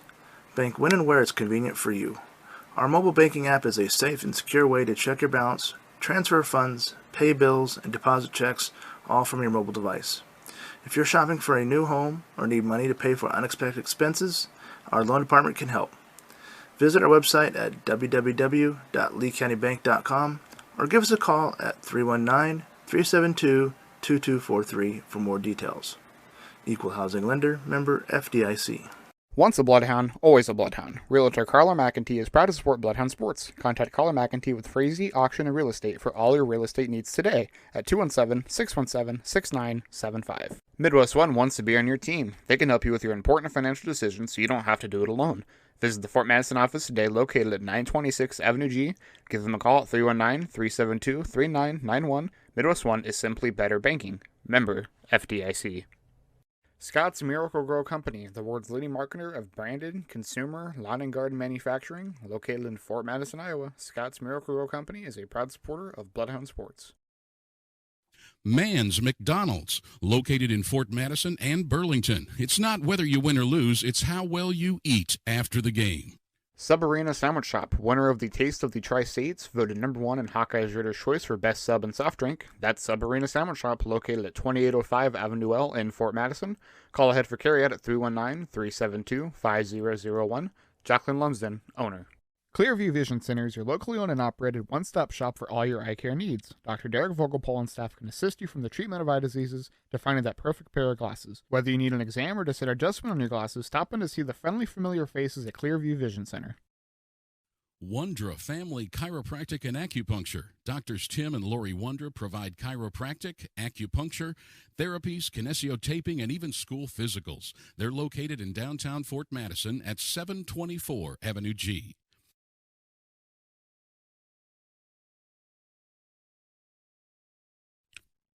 Become a member of the Bloodhound Booster Club today. There are a variety of support levels you can choose. Based on the amount of your donation, you can become anywhere from a sports fan to a top dog. Send money or checks payable to Bloodhound Booster Club, Post Office Box 11, Fort Madison, Iowa, 52627. It's black, white, and red all over. It's the Pin City Current. The Pin City Current is your hyperlocal, super fresh, 24/7 source for news and information that can be found conveniently on your computer, smartphone, or tablet. Follow the Pin City Current on Facebook, Instagram, and Twitter at Pin City Current, and always online on their website at pincitycurrent.com.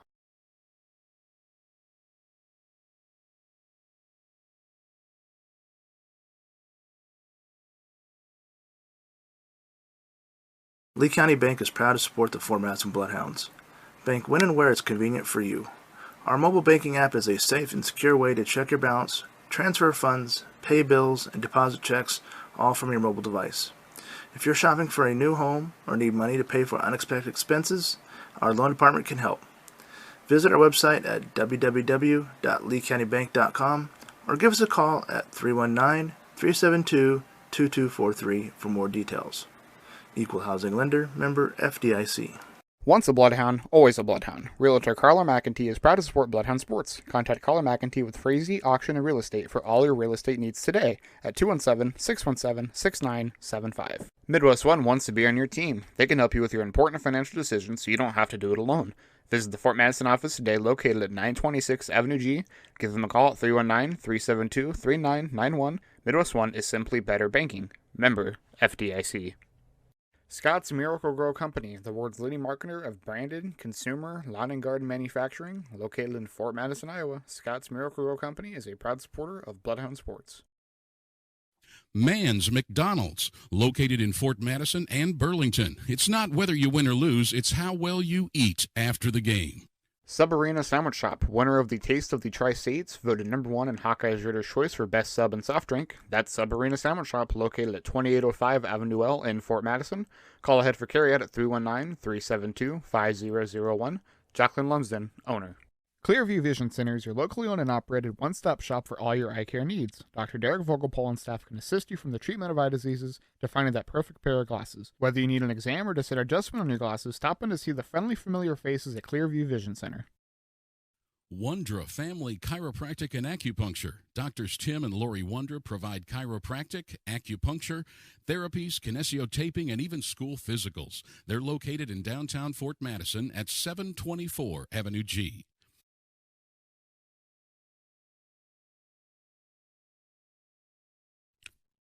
Become a member of the Bloodhound Booster Club today. There are a variety of support levels you can choose. Based on the amount of your donation, you can become anywhere from a sports fan to a top dog. Send money or checks payable to Bloodhound Booster Club, Post Office Box 11, Fort Madison, Iowa, 52627.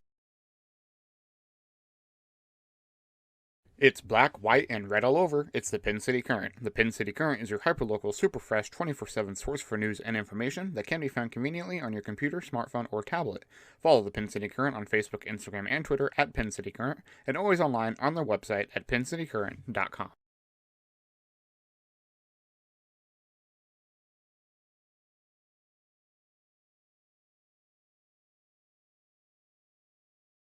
Lee County Bank is proud to support the Fort Madison Bloodhounds.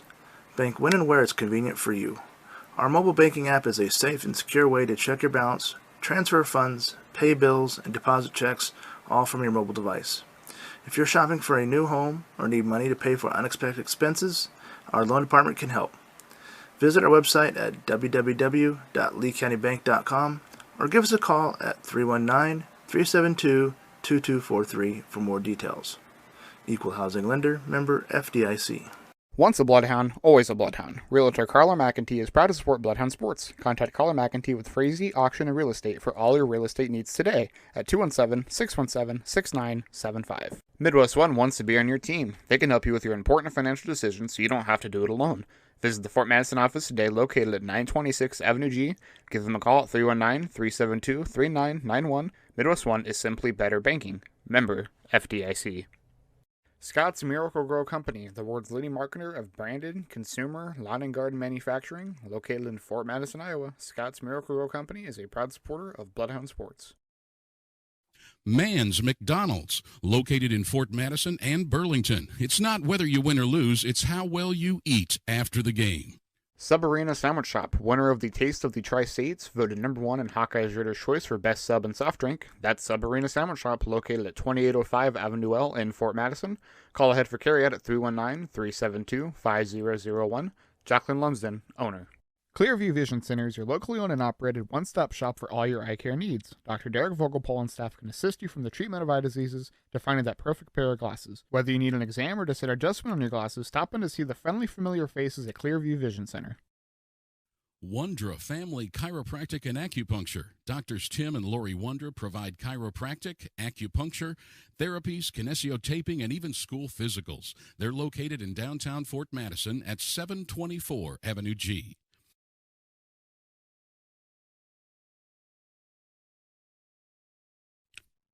Become a member of the Bloodhound Booster Club today. There are a variety of support levels you can choose. Based on the amount of your donation, you can become anywhere from a sports fan to a top dog.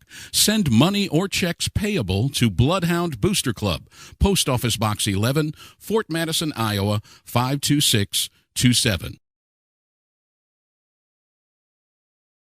It's black, white, and red all over. It's the Pin City Current. The Pin City Current is your hyperlocal, super fresh, 24/7 source for news and information that can be found conveniently on your computer, smartphone, or tablet. Follow the Pin City Current on Facebook, Instagram, and Twitter at Pin City Current, and always online on their website at pincitycurrent.com.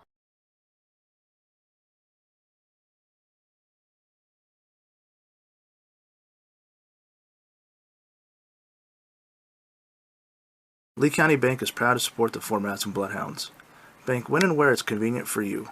Our mobile banking app is a safe and secure way to check your balance, transfer funds, pay bills, and deposit checks, all from your mobile device. If you're shopping for a new home or need money to pay for unexpected expenses, our loan department can help. Visit our website at www.leecountybank.com or give us a call at 319-372-2243 for more details. Equal Housing Lender, member FDIC. Once a Bloodhound, always a Bloodhound. Realtor Carla McEntee is proud to support Bloodhound Sports. Contact Carla McEntee with Frazee Auction and Real Estate for all your real estate needs today at 217-617-6975. Midwest One wants to be on your team. They can help you with your important financial decisions so you don't have to do it alone. Visit the Fort Madison office today, located at 926 Avenue G. Give them a call at 319-372-3991. Midwest One is simply better banking. Member FDIC. Scott's Miracle-Gro Company, the world's leading marketer of branded, consumer, lawn and garden manufacturing, located in Fort Madison, Iowa. Scott's Miracle-Gro Company is a proud supporter of Bloodhound Sports. Mann's McDonald's, located in Fort Madison and Burlington. It's not whether you win or lose, it's how well you eat after the game. Sub Arena Sandwich Shop, winner of the Taste of the Tri-States, voted #1 in Hawkeye's Reader's Choice for Best Sub and Soft Drink. That's Sub Arena Sandwich Shop, located at 2805 Avenue L in Fort Madison. Call ahead for carryout at 319-372-5001. Jacqueline Lumsden, owner. Clearview Vision Center is your locally owned and operated one-stop shop for all your eye care needs. Dr. Derek Vogelpol and staff can assist you from the treatment of eye diseases to finding that perfect pair of glasses. Whether you need an exam or just an adjustment on your glasses, stop in to see the friendly, familiar faces at Clearview Vision Center. Wondra Family Chiropractic and Acupuncture. Doctors Tim and Lori Wondra provide chiropractic, acupuncture, therapies, kinesiotaping, and even school physicals. They're located in downtown Fort Madison at 724 Avenue G.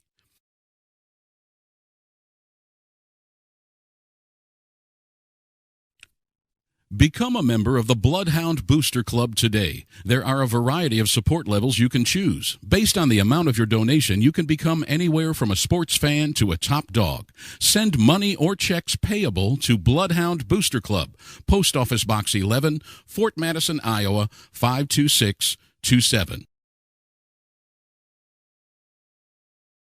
It's black, white, and red all over. It's the Pin City Current. The Pin City Current is your hyperlocal, super fresh, 24/7 source for news and information that can be found conveniently on your computer, smartphone, or tablet. Follow the Pin City Current on Facebook, Instagram, and Twitter at Pin City Current, and always online on their website at pincitycurrent.com.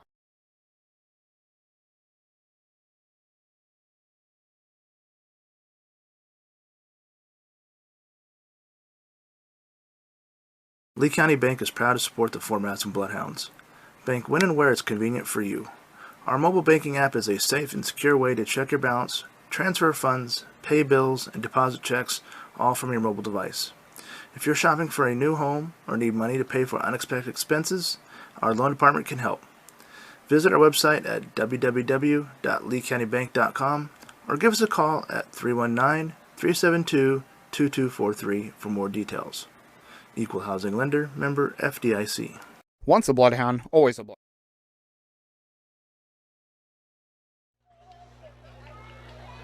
All right, we are back to start the second half here as Mount Pleasant will be kicking off to Fort Madison.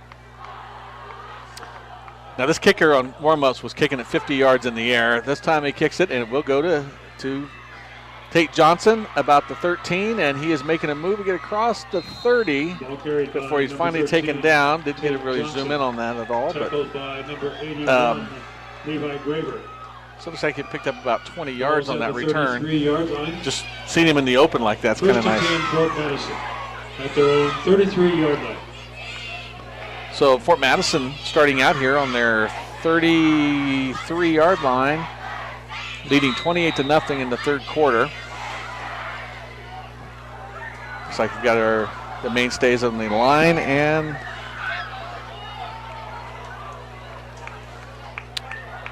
receivers and backfield.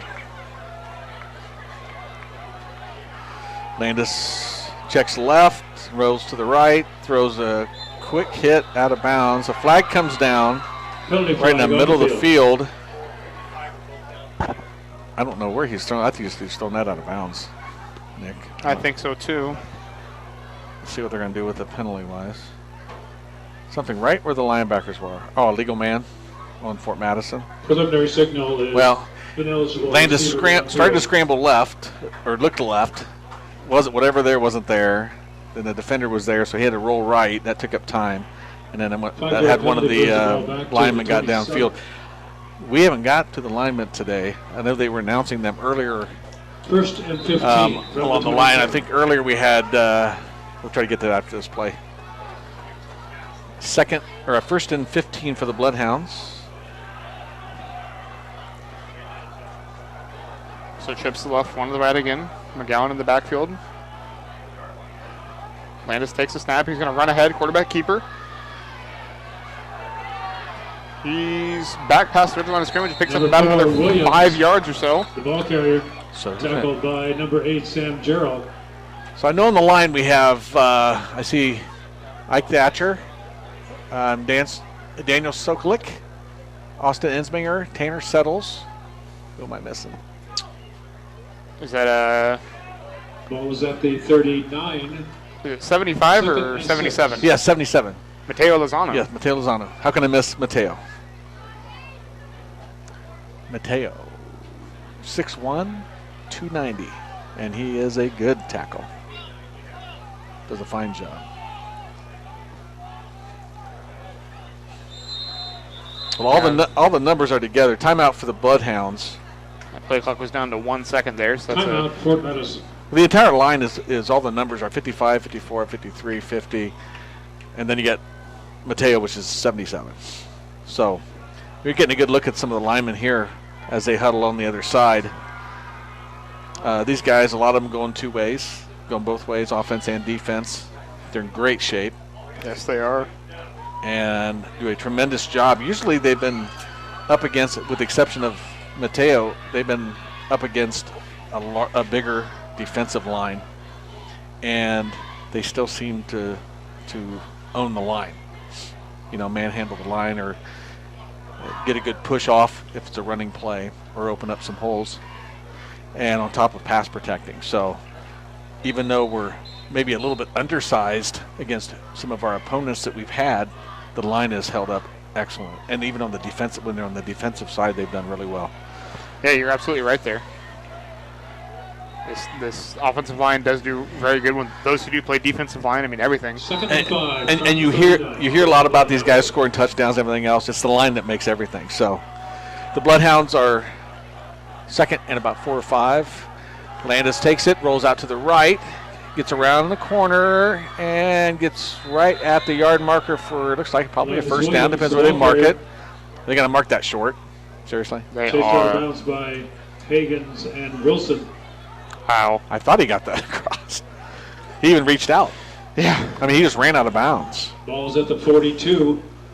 3rd and 1 for the Bloodhounds. That's confusing. Well, that's something Coach Doherty always says, that, we can't control how tall we are. So we may not always be the biggest team or biggest offensive line, but we can't control how strong we are. That's true. That is so good. Doherty leads a very good strength and conditioning program there at the high school. So here we go. Landis takes snap to get 3rd and 1, keeps it, runs ahead, picks up the first down. I don't know about you, but that's kind of what we was waiting on. He's been doing that all night. Yeah. On that 3rd and short. Wilson on the stop for the Panthers. To get that first down or the second short. 45-yard line, which gives the Bloodhounds the first down. 1st and 10, Fort Madison. So 10:35 here, 3rd quarter. Bloodhounds lead 28-0, have the ball 1st and 10 at the 45-yard line.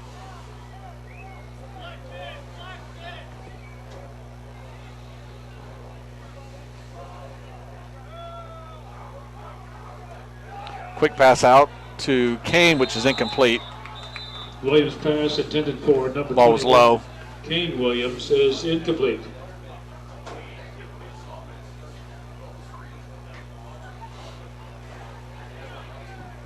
So that's up for 2nd and 10. 2nd and 10. So we got 3 From the 45. on this side. We got Tate Johnson, we got Wiseman, we got Kane Williams on this side. Xander Williams on the far side by himself. He is one-on-one with that cornerback. You wonder what's going to happen. Because the safety's leaning to this side, of course. Mount Pleasant's playing the same defense, it looks like. Sanders pitches out. Oh. That was a nice bounce. Back Fumble to on the play. So Recovered by number 22. a defender come in and got Landis quick, and he had to pitch it, and the pitch was a little bit behind McGowan. And when the ball hit the ground, it kind of bounced right back to McGowan, who was laying on the field. So that's very fortunate. So it's going to bring up 3rd and 14. 3rd down and 14 for the Bloodhounds. Let's see how they do on another 3rd down and long. Let's see. We talked earlier about that magic 3rd and long playbook. Let's see what play they draw up now from that. They just were, even last week, they were not intimidated by that 3rd down at all. Yeah. So trips on the wide side of the field over there. Landis And it's back to pass. He's got Tate Johnson, and what a catch. Oh, my goodness. And I'm sorry I didn't get that on Williams' camera. pass is complete to number Wow. 13, Tate Johnson.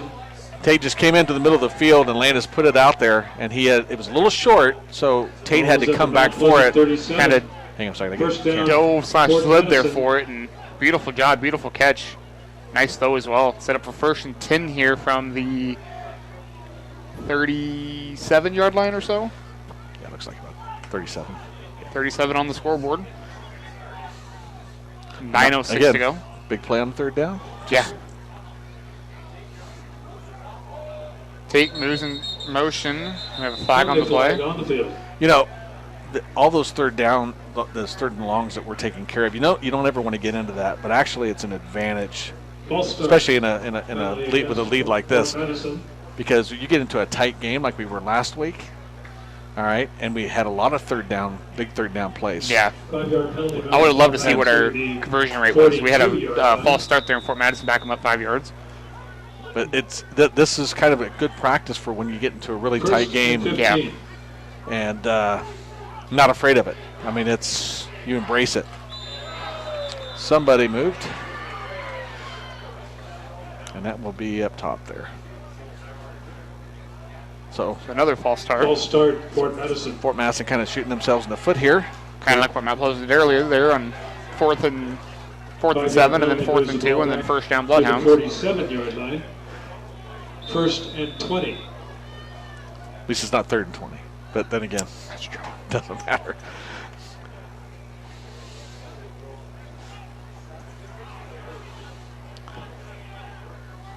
So here we go. I don't think they really changed much on defense at all at halftime. Pretty much looks the same from this untrained eye. Landis fakes, throws over the middle, It is, and that's intercepted. That's intercepted. Overthrew Kane. Williams' pass is intercepted. Nice tackle there by Tate. I gotta move this camera for a second. Hang on. Okay. Tackled by number 13, Tate Johnson. It's too tight. First mistake by the Bloodhounds. Sorry about the camera thing here. We're trying to get it. Mount Pleasant will It will start move. 1st and 10 at their own 31-yard line. So we don't really have the full tripod flexibility as we do at home. Yes. We have it taped to the wall. So, yeah. If that tells you anything, there you go. Okay, So here we go, Bloodhound defense. Mount Pleasant throws, completed pass, left side of the field. Oh, fumble. Ball's out. And Teague Smith picks it up. Yeah, Teague Smith. Coleman's pass complete to number 35. Yep, they're going to call it a catch. White Woods ball. And a fumble. Who caused that? Was that Xander that caused that fumble? I'm not sure. Yep. And T came up with it. They're talking about it, but that's looks Yeah, like there's no gonna way go. that's, yeah. Oh, now they're having a conference. That ball looked like that was a catch and There- a strip on a tackle. There was your quote-unquote football move in there, Oh yeah. without a doubt. But they don't have it. They don't have the. We don't have a replay, but so they should be seeing the same thing we do. No replay this time. When they do this, it makes me think they're going to incomplete it.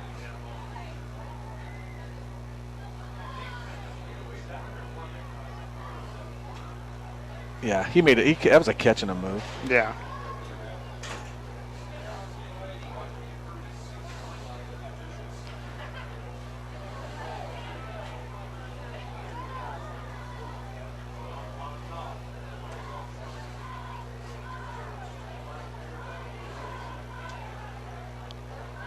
Very long conference here.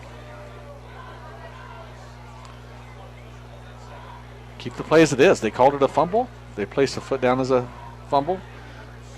Nobody's telling them it's. Let's see what they're going to do here. They're walking towards our bench. The head referee is. Yeah, let's see if we can get a little Doherty in here. And some of the other coaches. Oh, he just dropped a flag on one of the coaches on the sidelines. I'm guessing one of the coaches just said something. The official just went over to tell Doherty something, and something must have been said because the referee, before he even got over there, dropped another flag. So I don't know how you can call that anything but a fumble. Didn't announce earlier, Fort Madison is head coached by Derek Doherty. Assistant coaches Andrew Cartwright, Jason Crooks, Travis Cullen, Patrick Lamb, Justin Minke, Ryan Smith, and Josh Weichert. he's got the flag in his hand. Let's see what we got here. So from the reaction of the sidelines over there, they're going to call that an incomplete pass. Yeah, because the defense is back on the field now. Landis and crew was on the field for a moment, but Okay. Did he just pick it up? Okay, what's he? Okay, that's a dead ball, unsportsmanlike on the Bloodhounds. But what's the call? Conduct penalty against Fort Madison. That would be after the play from that spot. Did they call that runner down? How could they? We don't know what the initial call is. 15-yard penalty. Moves the ball to the Fort Madison 49-yard line. And First and okay, 10 so they must have called that an at the incomplete. Fort No, Madison that must have been a complete pass because they did it from that spot. And if it's a sideline penalty, it's okay. So they must have called that a complete pass tackle. okay. And then that ball was loose with the quarterback, and Fort Madison's all over. Now there's another penalty flag coming in. I'm worried about that. Penalty flag on the field. This ref had a little sass on that throw, too. He was just like, right in the middle of everybody and everything. I think he's... What in the Personal foul. world is going on? One of the Bloodhounds come in there on that tackle, and this ref did not like... He was Just kind of blatantly motioning, like- watching it because, I mean, he had that flag out and just, I mean, a beautiful throw right in the middle of everything. I mean, I'm going to stop talking right there before I say anything that I shouldn't. But, yeah, so another foul on the Bloodhounds. Personal foul penalty of 15-yard. We have no idea who committed that penalty. Fort Madison 34-yard line. First and 10 Panthers. I know that there's a big thing about sportsmanship within that. I mean, there's a lot of talking going on, but if it gets out of hand, they will throw flags on it. But I think that was a physical. That was based on a physical play. Here's a quick hit outside, and it's incomplete. Mikey DePrima was all over that receiver. For number 17. And kind of broke that up. Incomplete. Another penalty on the field. Another penalty. And another flag.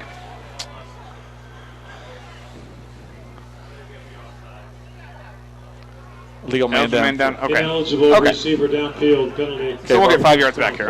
So we got another ref in the middle there, giving a hard motion towards the Bloodhound defense. I think he was telling somebody to be quiet.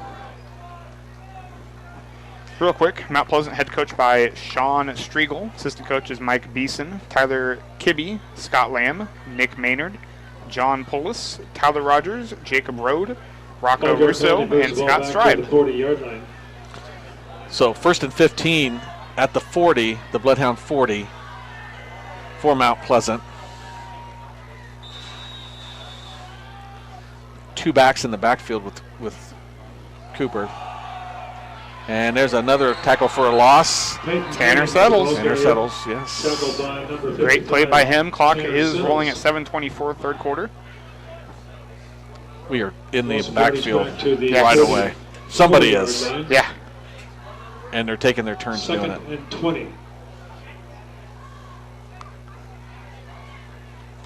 So second down at about 19. They call it 20. It's fun watching this defense play. Yes, it is. They're playing with their hair on fire. There's a quick pass out that's down at the feet of the receiver, so incomplete to the left. 15, Peyton Higgins is incomplete. That was intended for Peyton Higgins, who came out of the backfield, I think. They did that in the second quarter, same play. This brings up a long 3rd and 19. 6:54 third quarter. 3rd and 19.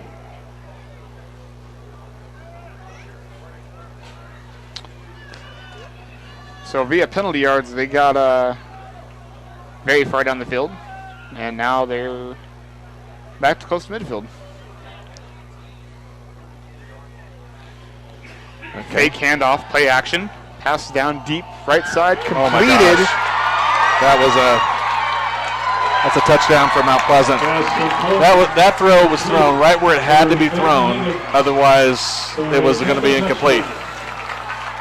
So it was a nice it was a rollout, nice throw by the quarterback, by Coleman, and a nice catch.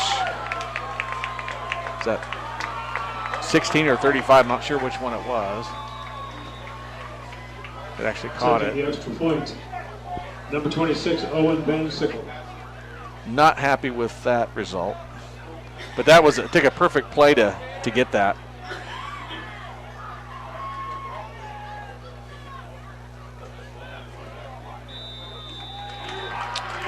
Extra point is good.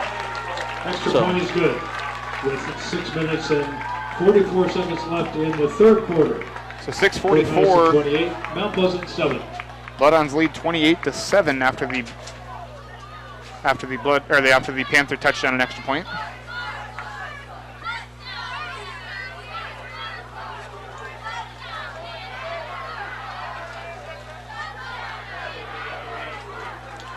What a night we have here. 56 degrees.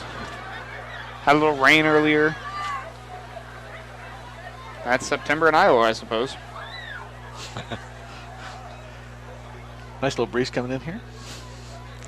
There's It's comfortable. It was 82 middle of the day, and here we are upper 50s. We had a nice crowd that came up from Fort Madison on the other side, if I can get a look at it here. They were out here setting them with umbrellas and raincoats on, and for all during the pregame program when it was raining. And it got chilly when you're out there wet like that. And they've all stuck around, and they've been very vocal on that side of the field. You can hear them and the cheerleaders. So Mount Pleasant will kick off 28-7. Let's see if we can get a return here. This time it's going to be second meet. I don't know. He returns it out over the 30-yard line. Number 9, Hayden Segoviano. Knocked out of bounds by Isaiah Albright. That brings us to 6:37 here in the third. It's kind of Ball's at the 34-yard line. First and 10, Fort Madison.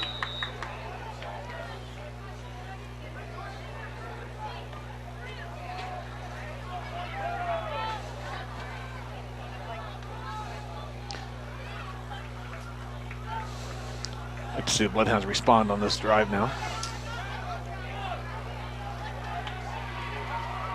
Fort Madison kind of gave have a delay game or a timeout here. Yeah, it's a timeout for Bloodhounds. Fort Madison gave up 30 yards on that last drive, setting up that long touchdown play. I mean, it took a perfect throw, perfect catch, a break of a tackle, and to get in, I mean, not so much a break of a tackle, but the defensive back was making a play on the ball. Yeah. But so it kind of felt like it kind of gave Mount Pleasant an opportunity there that we shouldn't have. Yeah. So, but that's part of football. So, try to find some scores here as we have the Bloodhound timeout.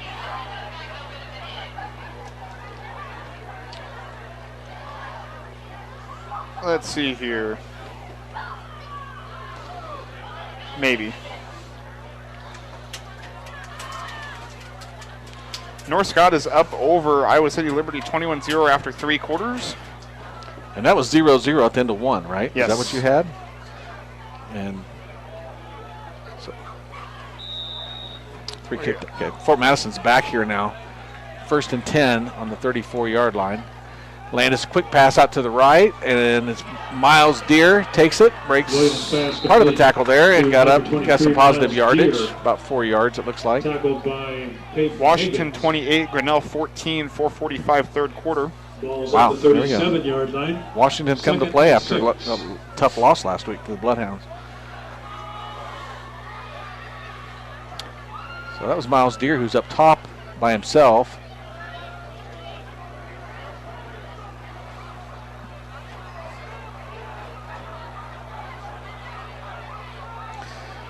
Landis takes it and went to the left, and the defender shed his tackle and took Landis down hard back to the original line of scrimmage. Tough tackle there on Landis. That was a football tackle there. Yeah. So it's going to be 3rd down and 10 for the Bloodhounds.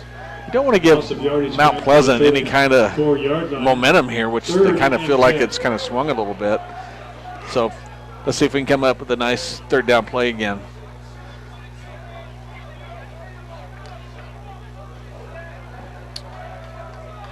So again, 3rd and 10. Landis takes a snap. Down to Tate Johnson. He takes the ball, gets out of one tackle, but not a second. That's going to be 4th down. To number 13, Johnson. Tackled by number 81, Levi Graber. Another score coming in here. Burlington 42, Clinton 7. Start of the 4th quarter there. Clinton would be our foe next week. Ball's at the 39-yard line. Homecoming 2021. 4th and 6. I don't think we've had Clinton in for ever. I think you're right. They were 5A at one point, I believe. I think so. So here we go. Xander with the punt. Takes a bit of a Bloodhound bounce there. Goes out of bounds. I'm sorry, Bloodhound bounce. Goes out of bounds. There we go. Goes out of bounds. Get my words tied up there.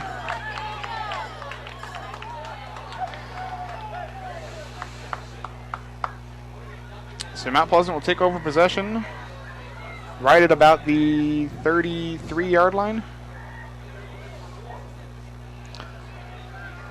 Ball's at the 34-yard line, 33-yard line. 1st and 10, Panthers. A little shutdown defense here. Take away this little bit of momentum that Mount Pleasant has. It's going to be a quick pass over to this side, not even close to the receiver. Coleman's Incomplete. pass intended for Turner is incomplete. Ball remains at the 33. 2nd and 10 for the Panthers. He needs to float that over there a little bit closer to the receiver and see if Mikey can, kind of cut that off on the way. Yeah. Take it to the house. That would be. I know Mikey's thinking about that, I'm sure. But he also doesn't want to get beat long, so he doesn't have a safety out there behind him. Safety's up on the slot receiver. Handoff in the middle, and got some positive yardage. Hagen. Got Jacob McGowan on the tackle. Hagen. Tackled by I think it was. Jacob McGowan. Yep. Gain of yardage to the 39. So second about, we're going to count that 4 or 5? 3rd and 4. 3rd and 4. 4:09 here, third quarter. So we get a stop here.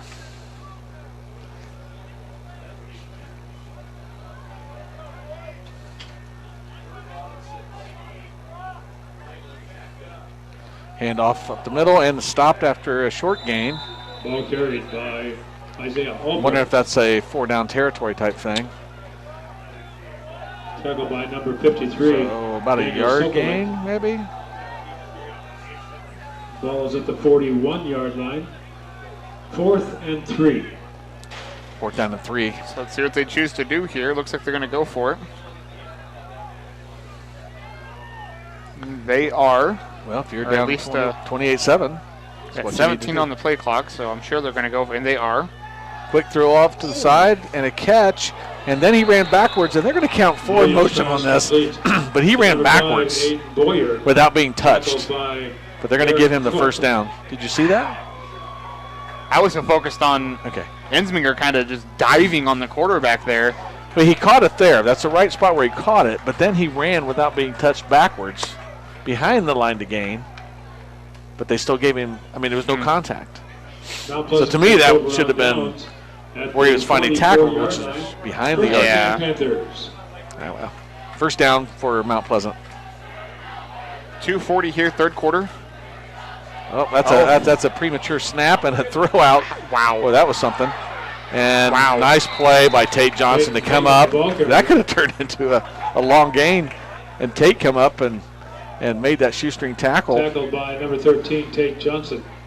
That was a wild play. 2. So it was a premature snap. The ball hit the quarterback, hit the ground. He picks it up and flips it over as a pass to the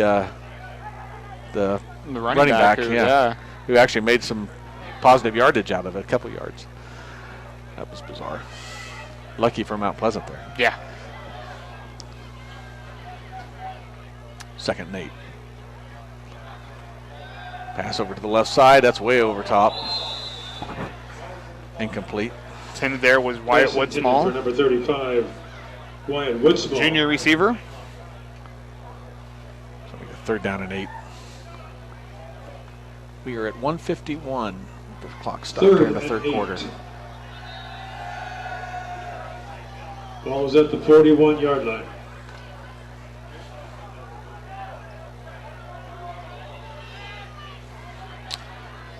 Interesting play here. Here we go, 3rd and 8, 1:51, third quarter. Another quick out probably. Nope, he's gonna throw it long. And nice play by Mikey DePrima. Just got right in front of the receiver. It's hard to throw over Mikey DePrima. He's tall, he's got those long arms, and didn't have a chance on that. Mikey listed at 6'1".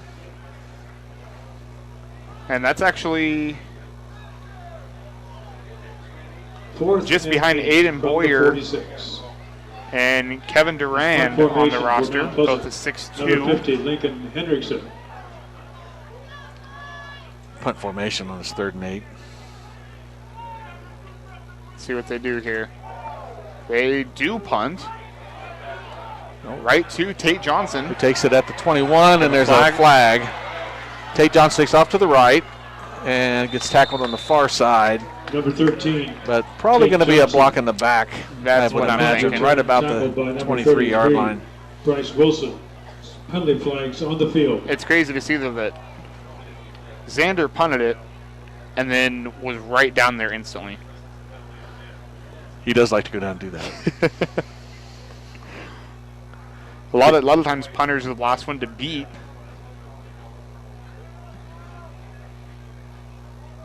Let's see. Illegal block in the back, penalty against Fort Madison. Xander's just fast, so there he can run all over the place. Not an impressive quarter for the Bloodhounds. Yeah. I'm kind of surprised. I thought they were doing another quick out there, try to get close to, try to get some positive yardage, and they threw it, on third down, tried to get it over to Prima. And 10-yard. I was shocked that illegal block in the they back. punted there. Penalty moves the ball back to the 13-yard line. okay. First and 10 at the 13.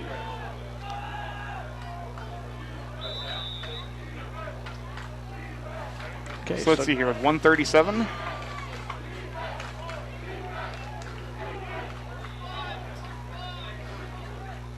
Okay, so got 13 on the play clock here.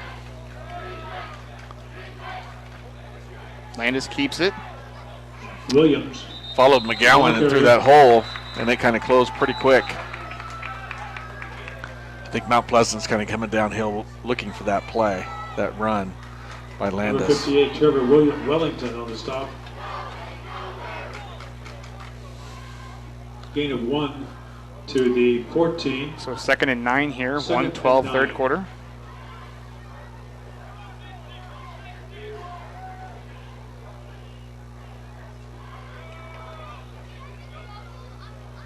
Landis rolls out the right side. Passes. Nice. Completed pass there to. Williams pass. Have a flag complete there. That's a to late. Number 21, That I Kane was thinking Williams. too. Here's Tackled Kane Williams by with the Craig reception. Higgins. Clock Penalty stops flag there on at the field. 54 seconds for the penalty and the move the chains. Assuming it was a late hit out of bounds.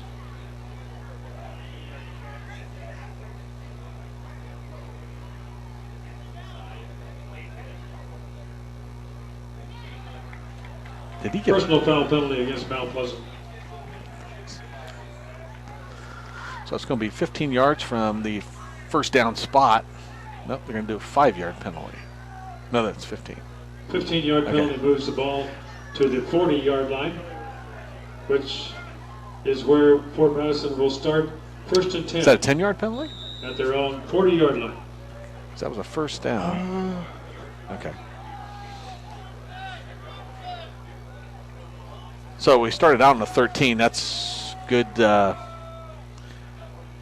to get out of that hole. Quick pass out to Tate Johnson, who splits 2 defenders but gets Williams tackled pass complete. after about an 7-8 yard gain. To number 13, Johnson, 7. tackled by Turner for Mount Pleasant at the 47-yard line.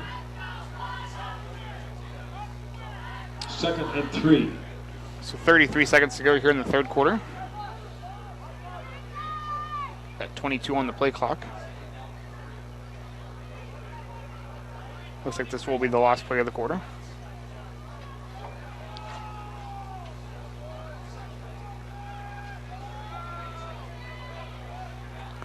Quick pitch over to McGowan, who hurdles a player, gets a first down, and then some. Gets out almost to the 40-yard line of Mount Pleasant, just short of Tackled it. by So clock stops at 4 seconds to move the chains, but then that Higgins will. and Jacob Rickman. They're going to stop play. I think they're going to have one of the players run off. And Ball's at the 43-yard like you said, line. Nick, I think they're going First and to 10, reset Fort this clock, and it's going to probably run out, I would imagine. Yep, there it goes. So third quarter comes to an end, 28-7. No points for the Bloodhounds in the third quarter. Maybe we can change that pretty quick here in the fourth, Nick. Mount Pleasant 7. So yeah, that'll take us to the fourth quarter. We'll be right back on Bloodhound Sports. proud to support Bloodhound Sports. Contact Caller McEntee with Frazee Auction and Real Estate for all your real estate needs today at 217-617-6975. Midwest One wants to be on your team. They can help you with your important financial decisions so you don't have to do it alone. Visit the Fort Madison office today located at 926 Avenue G. Give them a call at 319-372-3991. Midwest One is simply better banking. Member FDIC. Scott's Miracle-Gro Company, the world's leading marketer of branded, consumer, lawn and garden manufacturing, located in Fort Madison, Iowa. Scott's Miracle-Gro Company is a proud supporter of Bloodhound Sports. Mann's McDonald's, located in Fort Madison and Burlington. It's not whether you win or lose, it's how well you eat after the game. Sub Arena Sandwich Shop, winner of the Taste of the Tri-States, voted #1 in Hawkeye's Reader's Choice for Best Sub and Soft Drink. That's Sub Arena Sandwich Shop, located at 2805 Avenue L in Fort Madison. Call ahead for carryout at 319-372-5001. Jacqueline Lumsden, owner. Clearview Vision Center is your locally owned and operated one-stop shop for all your eye care needs. Dr. Derek Vogelpol and staff can assist you from the treatment of eye diseases. All right, we're back here. Start of the fourth quarter. Bloodhounds have the ball on the Mount Pleasant 42-yard line, 1st and 10. Mount Pleasant made some adjustments defensively, and they're playing very hard here in the third quarter. Now the fourth starts. Handoff, or fake handoff. Landis is going to keep it and get tackled in the backfield. That's when the handoff would have had probably McGowan loose a little bit, but you never know that when you're actually making that read. Ball remains at the 40-yard line. Now you want to start the quarter, but... Second and So 13. 3-yard loss there on that play. Then again, if he handed it off, maybe those players that pursued would have had the ball carrier going through, so you never know.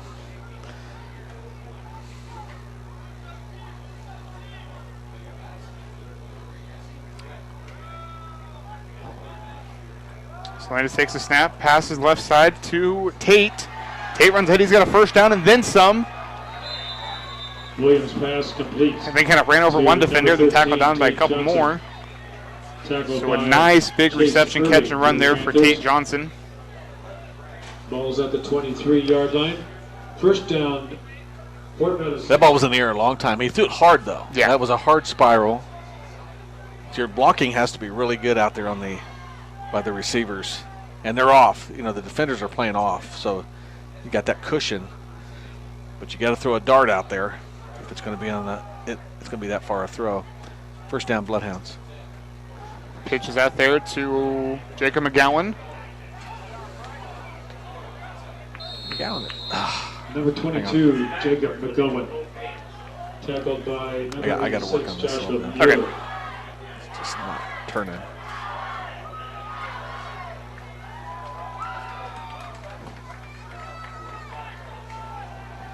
Bloodhound set up here. 2nd and 6 Ball's at the with 19-yard 10:37 to line. go in regulation. 2nd and 6. McGowan's pretty quick when he gets running. Yeah. Landis takes a snap, passes left side. He's got Tate Johnson. Kane threw a nice block as Kane gets ahead. Pass Right, complete to they're going to number say he went out of bounds at about the knocked out of bounds by 3-yard line or so. It's like the 3, yeah.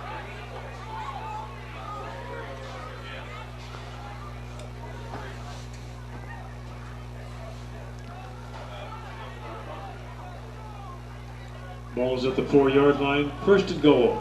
Call it the 4-yard line. First down, goal to go.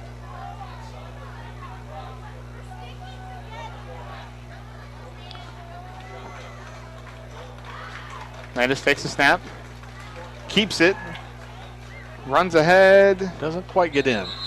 Williams, the ball Like carrier. he picked up about a yard or two on that. Might be down to the 1. Dylan Higgins at the bottom of the stack.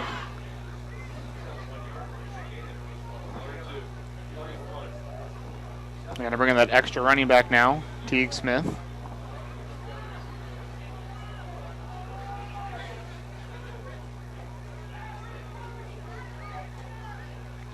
It's going to be a handoff to McGowan. Going, runs around, scores, Bloodhound touchdown. Touchdown, Fort Madison. Nice response by the Bloodhounds offense. Number 21, Kane Williams. That was a nice play call there. They said 21, but I believe that was 22. That was McGowan on the outside. I mean, it looks like they're going to try to run it up the middle, but that was designed to go out there. Xander Wellman attempting the extra Xander Wellman now.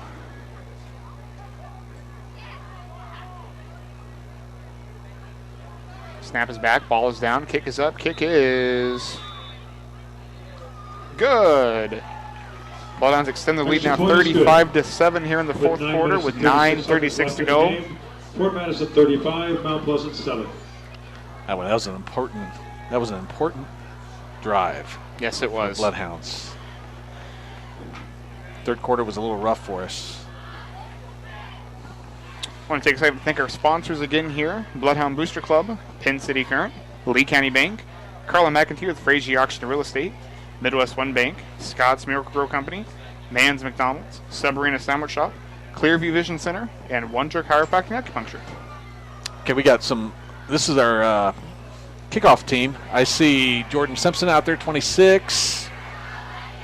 We've got Henry Wiseman's out there. We got Tate Settles out there, number 14. Mikey DePrima, of course, number 1. Trying to get some more numbers. Eric Millard, number 19, I believe, is out there.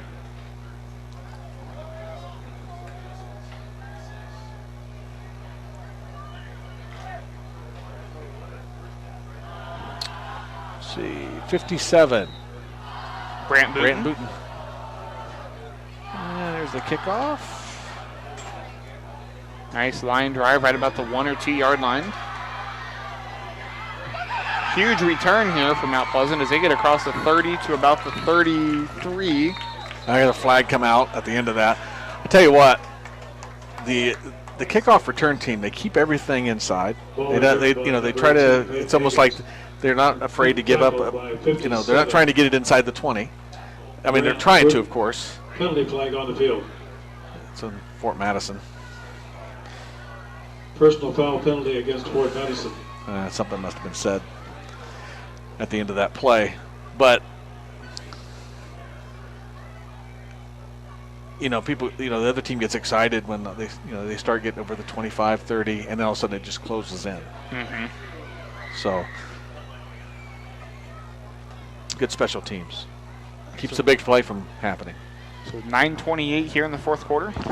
So there's another 15 yards. That's 3 of them in this half. Moves the ball for to the Bloodhounds. It's going to bring the ball out to the 47-yard line at Mount Pleasant. First down on the 47-yard line.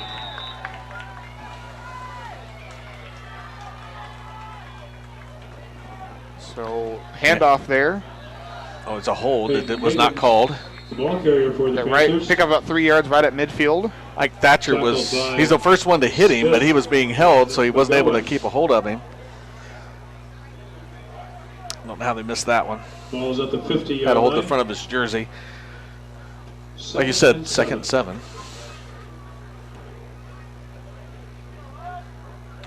It's at the 9-minute mark here in the fourth quarter.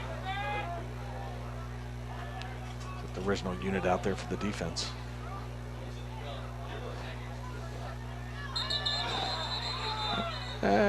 Somebody moved up front. Penalty flags on the field. 31 was not happy about that either. Mount Pleasant.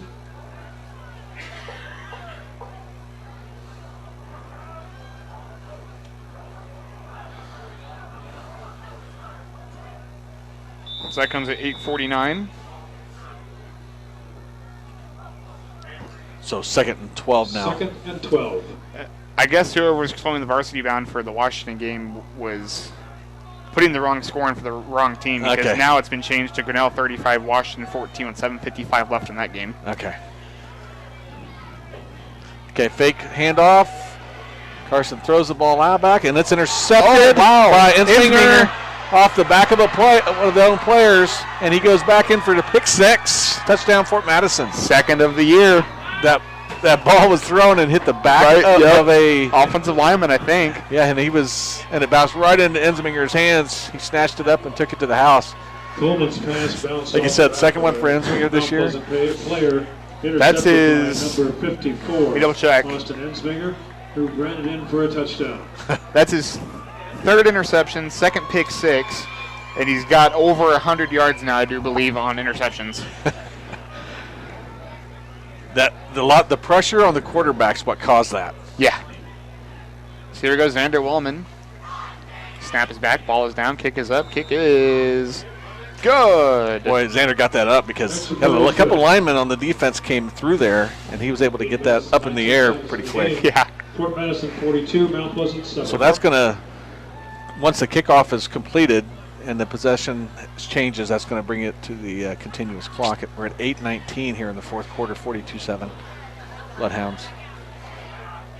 But so you're saying Grinnell is up 35-14 on Washington, not the other way around. Yeah, I got 2 minutes ago, 7:55, Washington 35, Grinnell 14, and then instantly an alert got sent out again saying Grinnell 35, Washington 14. So It was like pretty impressive. I'd say that was going to be a very, very impressive game to Washington to rebound from. It sounds like it was pretty close here till just recently anyhow. Wasn't it 21-14 at one point? Let's see it. Yeah, at one point we had a 21-14, and then 28-14, and then Kicking off for the 35-14 in that Xander game. Wellman. But as long as that's correct, it is Grinnell leading 35-14 over Washington. That's along the line and picked up about the 3-yard line and brought back towards the middle. And Tate settles, sheds his blocker and makes a we have a flag on the nice tackle about the 14-yard line, and that's going to be another flag on the field. Personal flag, I'm assuming, or a personal foul rather.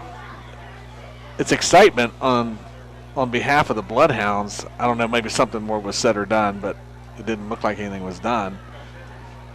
Yeah, they're going to call a personal foul. It's not an unsportsmanlike. It's just so something had to happen. Okay. That's 4 here in the second half? I think so.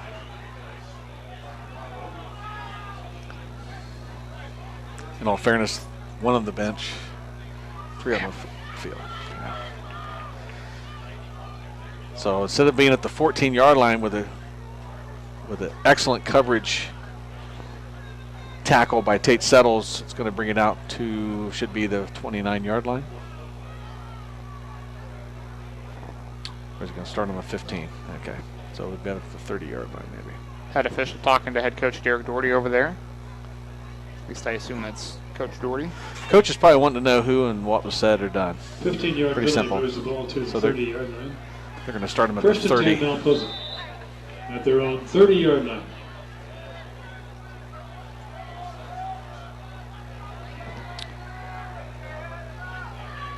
So let's see here. 2 on the left, 2 on the right for receivers. Pass play, left side.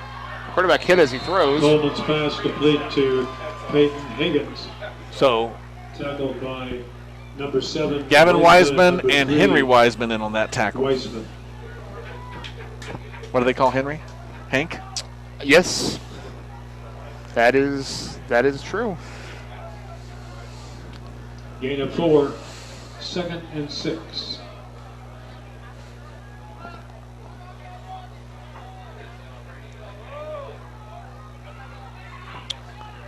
Handoff up the middle. And Teague Smith wraps, with a little bit of help, wraps up the ball carrier after he picked up about 4 or 5 yards. And Ike Thatcher ends up with the ball, but Garner was down. Just going to leave about 3rd down and 3. 38. Clock is still moving at 7:11. And 3. The yard marker is on the 40, and it's at the 38. They're calling it 3. Okay. 3rd and 2, basically, for Mount Pleasant. Handoff. And that's going to be a 1st down. All right. The ball carrier.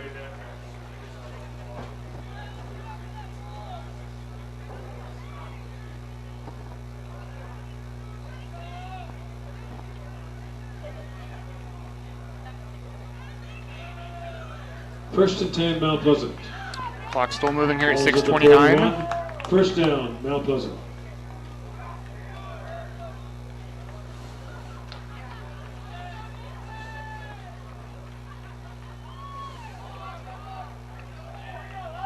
So you go first and 10 Panthers. Quarterback takes a snap. Fake. Fake gets That's sacked. a sack. I think that was Ike Coleman. Thatcher. The ball carrier. It was indeed. Tackled by number 50. Pump fake by the quarterback, and that's all he had time for. Yeah. Thatcher was on him. Back to the 35. They do such a good job of shedding their blocks. They don't Yes. stop. You know, they engage the blockers, and then they just keep pounding away and disengage and pursue. It's impressive. Loss of about 6 yards. That brings up 2nd and 16. Clock still moving, 5:32. Pitch out there was gotten away. Number 18, Peyton Higgins. Brought down by Henry Wiseman, Teague Smith, and Tackled by number Gavin 7. Wiseman also there as well. Gavin Weissman. Excellent pursuit again. And number 2, Teague Smith. So 3rd and 11, looks like. Boy, that was a pitch, wasn't it? Yeah. Last second, he just kind of flipped it 3rd out there. and Turned out to 11. be a perfect pitch, but Yeah. From the 40. do that too much and bad things happen. So 3rd and 11 here, 4:51 to go in the game. Quarterback can't pass it. And look at the pursuit. Excellent. Coleman, the ball Teague carrier. Smith's coming at him from the backfield. Gavin Wiseman's coming up from the secondary. Quarterback just went down. So we ended up a 4th and Ball's at a the long 41-yard 9. line. Call it 4th and 10 instead. 4th and 10. Down to 4:22. Clock running. I think the purpose there for the Mount Pleasant is just to keep that clock running. Yeah. So it looks like they're going to bring on the punting team. See if that actually occurs.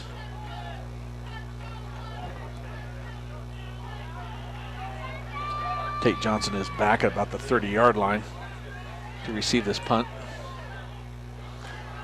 Yeah, there's a flag down. It didn't get set, so it's going to be on Mount Pleasant.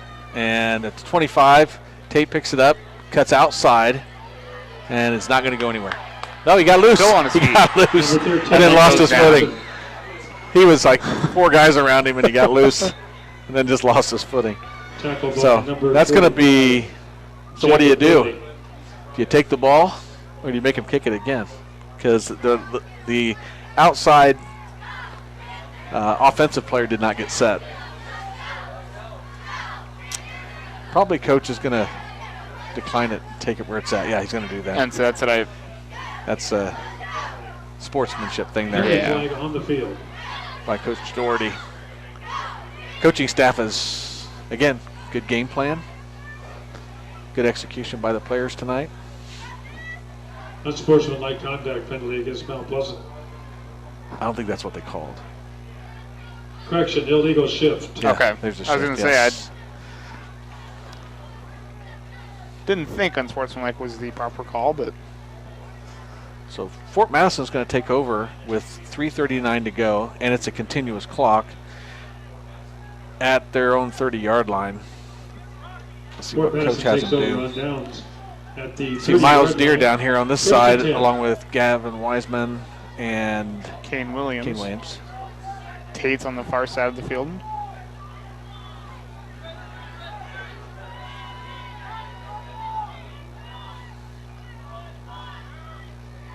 Sends Kane in motion. Handoff to McGowan. McGowan just rushes forward, picks up a solid gain of about 6 or 7 there. Number 22, Jacob McGowan, the ball carrier, tackled by Jacob Bailey for Mount Pleasant. Gain of A yardage few to the personnel 39. changes, including 2nd and 1. new quarterback Aiden Boyer. Yeah, look at the whole lines coming off the field for the Bloodhounds. Excellent job tonight by that line, which is offensive and defensive. Yes. Excellent work tonight. Bunch of clean jerseys. Yeah. Teague Smith comes in there for running back. I got 63. Aiden Benda was the right tackle. hard to see the numbers from the side. Try to get those. Aiden takes snap. Quick pass to Tate Johnson. As Tate gets a first down and then some. Just As across the 50, yeah. Previous play ended up being a gain of 9. 13, Second and 1, Johnson. setting up for the big first down. Yeah, it looks like they got somebody down on the far side there. Bailey on the stop for the Panthers. Just going to move the camera off that. Get a chance here. I see number 17, Nathaniel Swigert in there. See Jordan Simpson.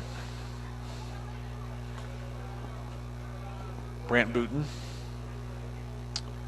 Any more? Jackson Morris. I think I see 69 in there. Yeah. As you mentioned, Aiden Injured Boyer, player is quarterback. number 45, Jacob Bailey. I saw him getting some warm-up throws in over there on the sideline. It's nice he's able to get the whole line come off there after that first play. Very smoothly, too. Yep. And it's nice to see the Mount Pleasant player that was down. He's walking off. So looks like he's going to be okay.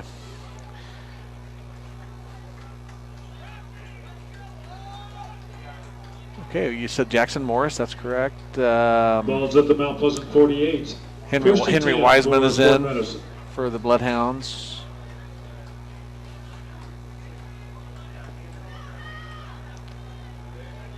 So 1st and 10 for the Bloodhounds at the 48 of Mount Pleasant. 2:36 to go. This clock will move now at 2:35. Boyer takes a snap, hands off, Teague Smith. Gets back to the line of scrimmage.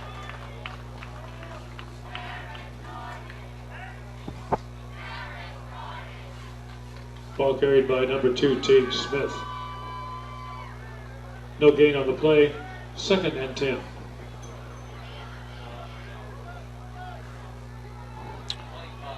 So 2:05 to go, 2nd and 10. Play clock at 21 seconds. I'm sure they're just going to let that wind down as long as they can.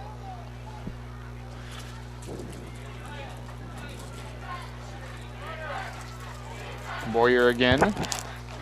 Takes a snap, keeps it himself, runs up the middle, picks up a solid Number gain of 9, about the quarterback 5 for yards the or so. Bloodhounds, Aiden Boyer. Stopped by number 86. 1:35 now on the Joshua game Miller, clock, and 31 number on the 58, play clock. Trevor Wellington. Ball is at the 43-yard line. 3rd and 5.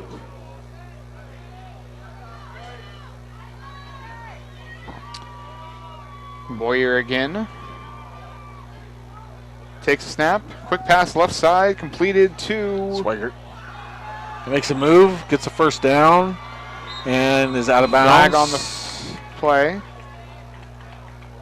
At least I thought I saw a flag fly out. So quick pass. Pass not. out Okay. to to Boyer is complete to number 17. Nathaniel Swigert. Swigert.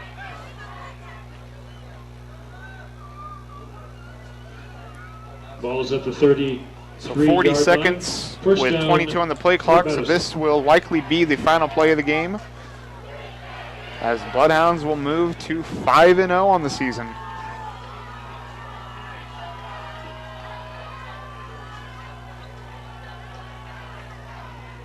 .22 on the game clock, 4 on the play clock. Boyer takes a snap, hands it off. Teague Smith runs forward, picks up a couple yards, as that will bring us to the end of the game. After a little rough third quarter, Fort Madison played really well here in the fourth quarter. Yes, they did. And good victory for the Bloodhounds to come into Mount Pleasant. Never a good, easy place to come in and play. And overall, they pretty much dominated the Panthers tonight. Got a lot of players in here in the fourth quarter, which was nice. And so that brings the Bloodhounds up to 5-0 in the season. And again, don't know the last time that happened, but very long time. These kids weren't born. I certainly wasn't born. Very special moment here. It is. I think the Bloodhounds looked really good here in the first half today. They were like they were just like a little machine. Go down, scored 4 touchdowns. Their defense played excellent, pursued well. Probably everything the coaches asked in that first half is what they got. Yeah, absolutely. So, like I said, third quarter was a little rough all around, but then they went and put it away in the fourth quarter. Once again, I want to thank our sponsors, Bloodhound Booster Club, Penn City Current, Lee County Bank, Carla McIntyre with Frazier Auction and Real Estate, Midwest One Bank, Scott's Miracle Grow Company, Mann's McDonald's, Submarina Sandwich Shop, Clearview Vision Center, and Wonja Chiropractic and Acupuncture. So thank you very much to all of our sponsors for making tonight's broadcast and every broadcast possible. Thank you so much everybody who tuned in. We saw over 275 people. Appreciate everybody very much. Devices. Yeah, that's just devices that tuned in. Devices. We're sure we had many more than that watching. Whether you were back home in Fort Madison, maybe somewhere around the country, or wherever you may be, thank you for tuning in. Verifying that next week is homecoming. Is that correct? Yep, next week. Against Clinton, who'll come to town. So we're hoping to have a really good crowd on hand for that. And I'm sure we will. So far, our home games have had very packed crowds and everybody watching as well. So, but I think that's going to do it. On behalf of Bill Kester, I'm Nick St. Clair saying have a fantastic night, have a fantastic weekend, and a fantastic homecoming week. We'll see you next Friday at home versus Clinton for homecoming. Once again, Bloodhounds win tonight 42-7 against Mount Pleasant.